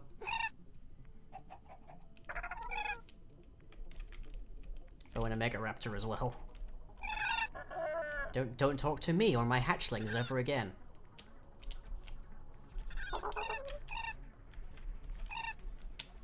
So, fun fact, I actually just got a bug report relating to these guys, because somebody set the Tyrannosaurus to spawn naturally very rarely, though there's a limit, and then their game just randomly started crashing, and it turns out that there is some debug code, some like testing code I left in one of the Tyrannosaurus's boss attacks. So it was trying to spawn raptors to fight chickens when there weren't any chickens around. So that was a bug I had to fix recently because that was causing significant crashes. A new challenger approaches. Destroyer. Hello. This seems like a decent place to start. Let's see what we get. And away it goes. Oh, it's going far.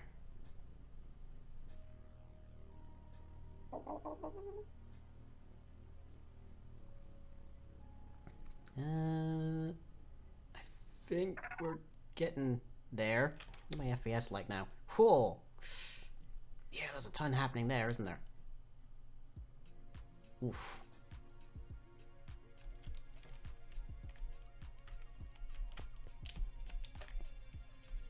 But this is a nice cave. Oh, hello. There's just a velociraptor down here. Hello, how are you? Let me dial the brightness up for you guys. Oh, nope, that is just as bright as it gets. So we're gonna have to wait for the hive itself to brighten things up a bit. Yeah, it's still going, by the looks of it. Came pretty far. And yeah, it's stopped. It's done. It is done generating now. Night vision? Yeah, that might break the whole view of it, though. It looks nice like this. Well, it could do with being a bit brighter, but if we put on night vision, then there would be no brightness whatsoever. But yeah, this is nice. Make a cave a home. Stead for a evil eldritch fae. Doesn't look like we've actually had enough room in this particular cave system to generate any rooms. So, there's that. What in the heck? Oh. That's interesting. I see why it's lagging now. Oh, what has man created?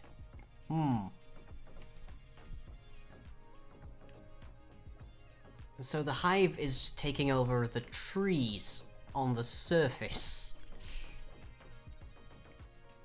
Yeah, welcome to the hive world, everybody.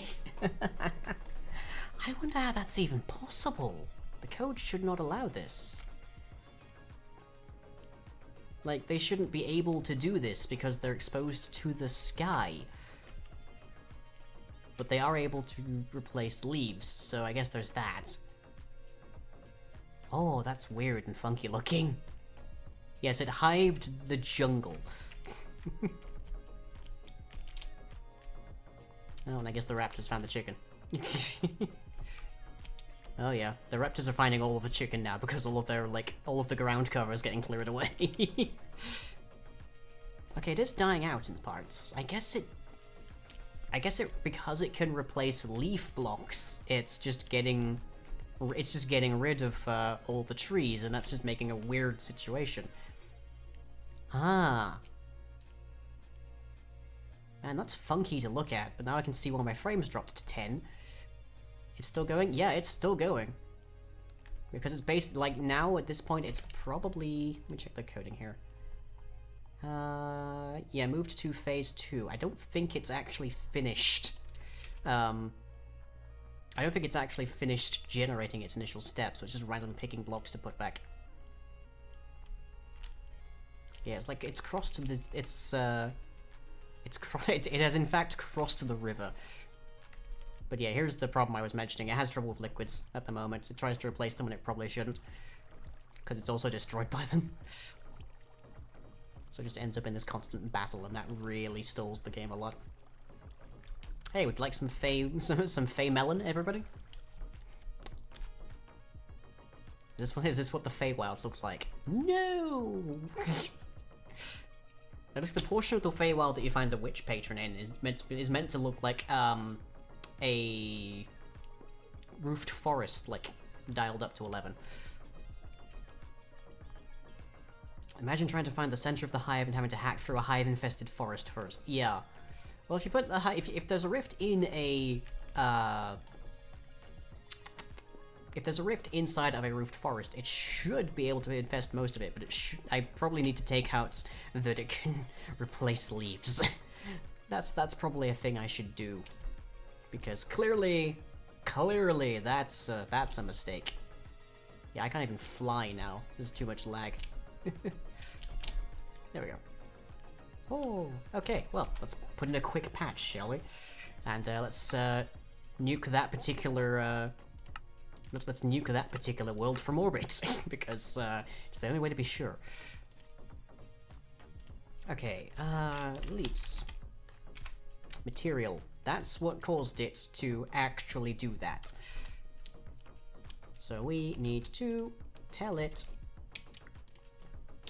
and state.getBlock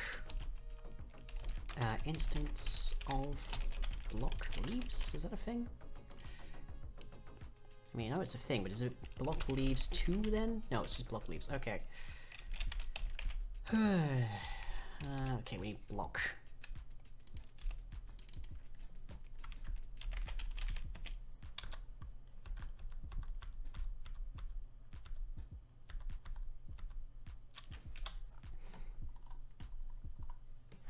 Because I think there's like leaves. There is leaves 2. I don't know exactly. Block new leaf. Okay, but it extends from block leaves. Okay, good. So if it is material leaves, but it is not itself leaves, then that should eliminate it eating entire forests. Good, can we test that? Yeah, I like the Twilight Forest, Roofed Forest. Fair bit. Really close. It's meant to be dark and foreboding and all sorts. Because it's like, this is a forest that is not a forest. This is a prison. Very good reason why. Why aren't there chest boats? You can get chest minecarts, but not chest boats. I swear we had those on New Helena. Way back when. Okay, let's try that again, shall we? Hive versus Wolf Gen test number 2. That was modded? True. That was modded, but I don't know what else to tell you. Like, I could add them, but then they would still be modded. I mean, at least boats have 2 seats now, so you can at least like bring livestock and such into boats. You can in fact put donkeys and stuff in boats, so there's technically a chest boat. It's a weird one, but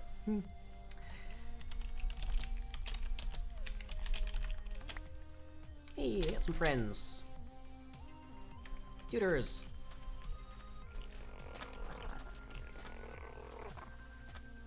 How are you? God, I wish it was Pride Month, so you guys will be holding your flags. Fun fact, for those of you who don't know, the sounds of kobolds are actually derived from the sounds of angry puppies.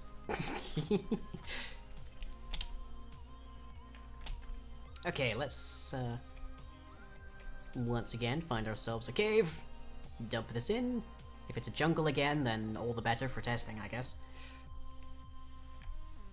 It's a cave, it's a little shallow. Logically, not all areas are going to be suitable for actually having functional rifts. The bigger, the better, more or less. If they're on the surface, they'll turn into the procedural rifts. If they're indoors, or they detect they're indoors, they should turn into interior rifts.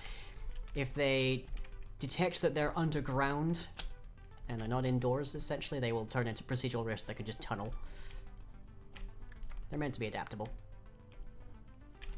Let's see. Locate. What is it? Temple? Is that it? I'm able to locate any temple. Wow. How about a mansion? Really? Village? Really? Wow, apparently... Oh, right. I'm an idiot. We turned off structure generation when we started the world. Of course there's none. And the Sands of Goblins is lying. Yes, that's me. It's that hour of the evening, everybody. It's that hour of the evening. Okay, let's... spectral mode this. And just pick ourselves a nice looking, like, tunnel or something, cave. There we go. We should do. A little bit of moss down there, I see. Don't see any stalagmites, but we'll probably spot them soon enough.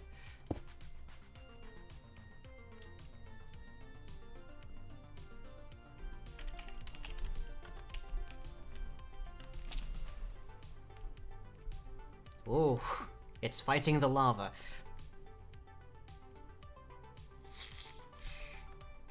Oh, that's pretty to look at. What am I hearing? Oh, I'm hearing crabs. Yeah, I definitely need to fix up when spread and such interacts with lava and water. It shouldn't try to override. Oh, you can feel that chugging. It shouldn't do that because it just causes so many problems.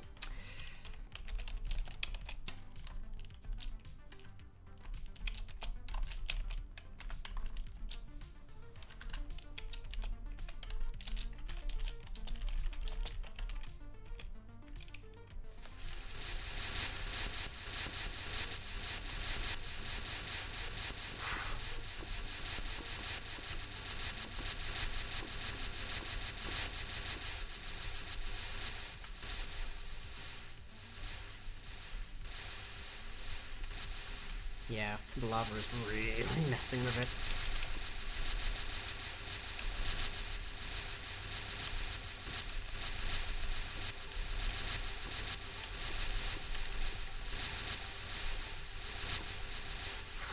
Think it might win? Oh yeah, quite possibly. Nice try there, Mr. CAA2, but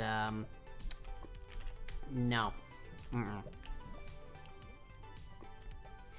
Yeah, I turned off structures, and we need to fix up how it interacts with lava, because it's just going to be doing that for basically ever. Because every time it gets removed, it registers that as a spot it can grow back into. So, yeah. But, that's what a cave hive essentially looks like from inside. Well, from outside, I guess. Pretty neat, honestly. I like the look of it. And here we have it actually in here. It's a cool look. I like it, and I very nearly completely missed this dude. Oh, wow. Okay, yeah. Hidden danger of the changeling rifts is you might not spot the creepers in them. Oh, there's some stalagmites, because stalactites are in the sky. Yeah, right here. But because it's just fighting the lava, it's probably never going to complete.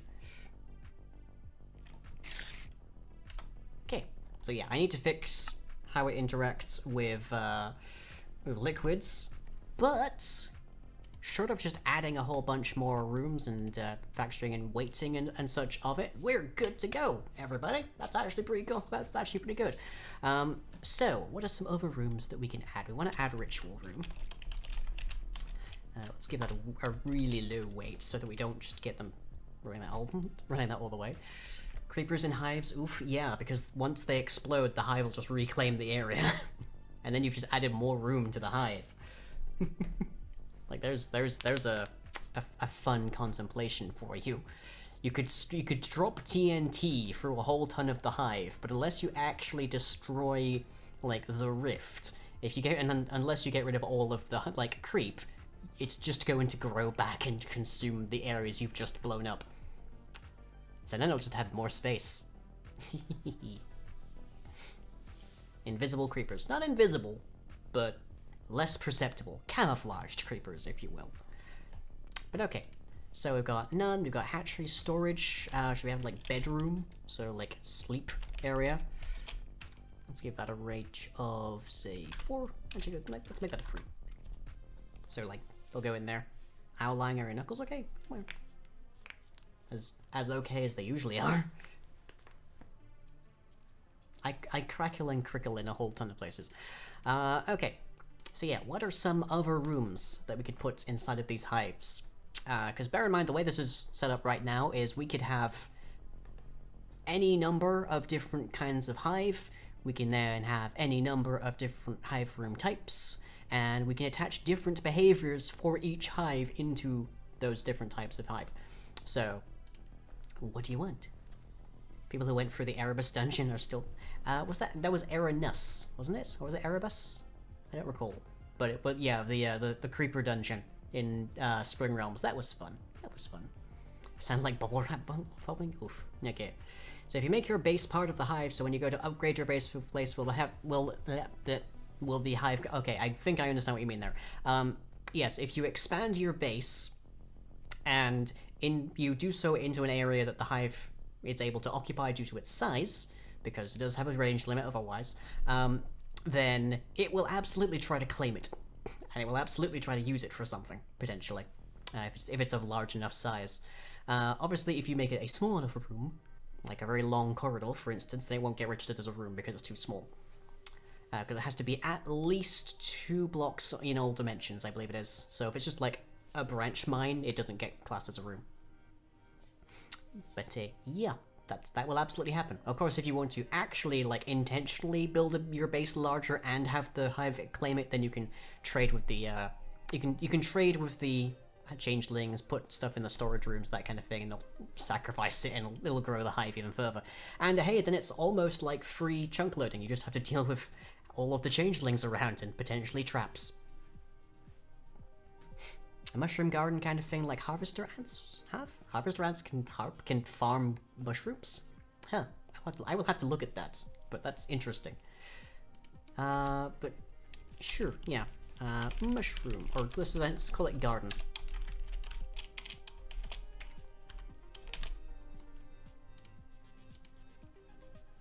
Well, fungi. Yeah, I'm gonna have to look that up. I did not know that was a thing, but neat. So yeah, all of these can have different behaviors, and each different hive can have different behaviors for each room. So, we've made this extremely expandable, suffice to say.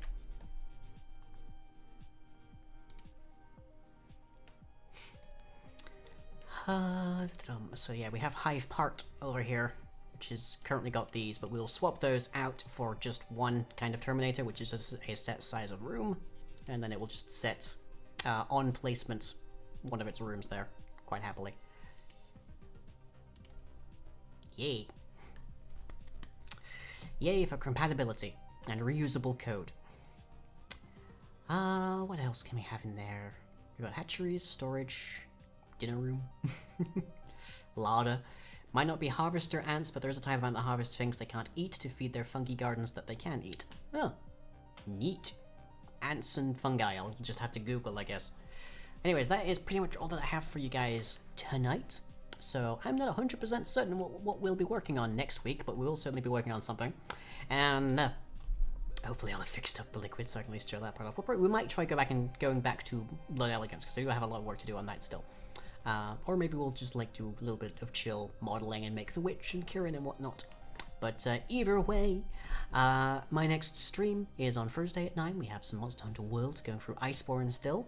Then on Friday we have some Dead by Daylight, where I will probably rage quite a bit, but you can enjoy nonetheless.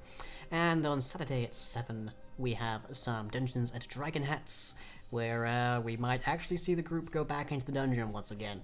See how that goes for them.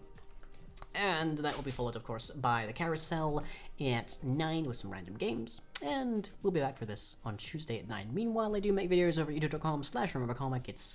It's in the header, and also the Moobot shows it occasionally. And everything I do, including this, all of this, would not be possible were it not for the wonderful people at Patreon at patreon.com/lying. Hope you've all enjoyed, and I will as ever catch you all next time.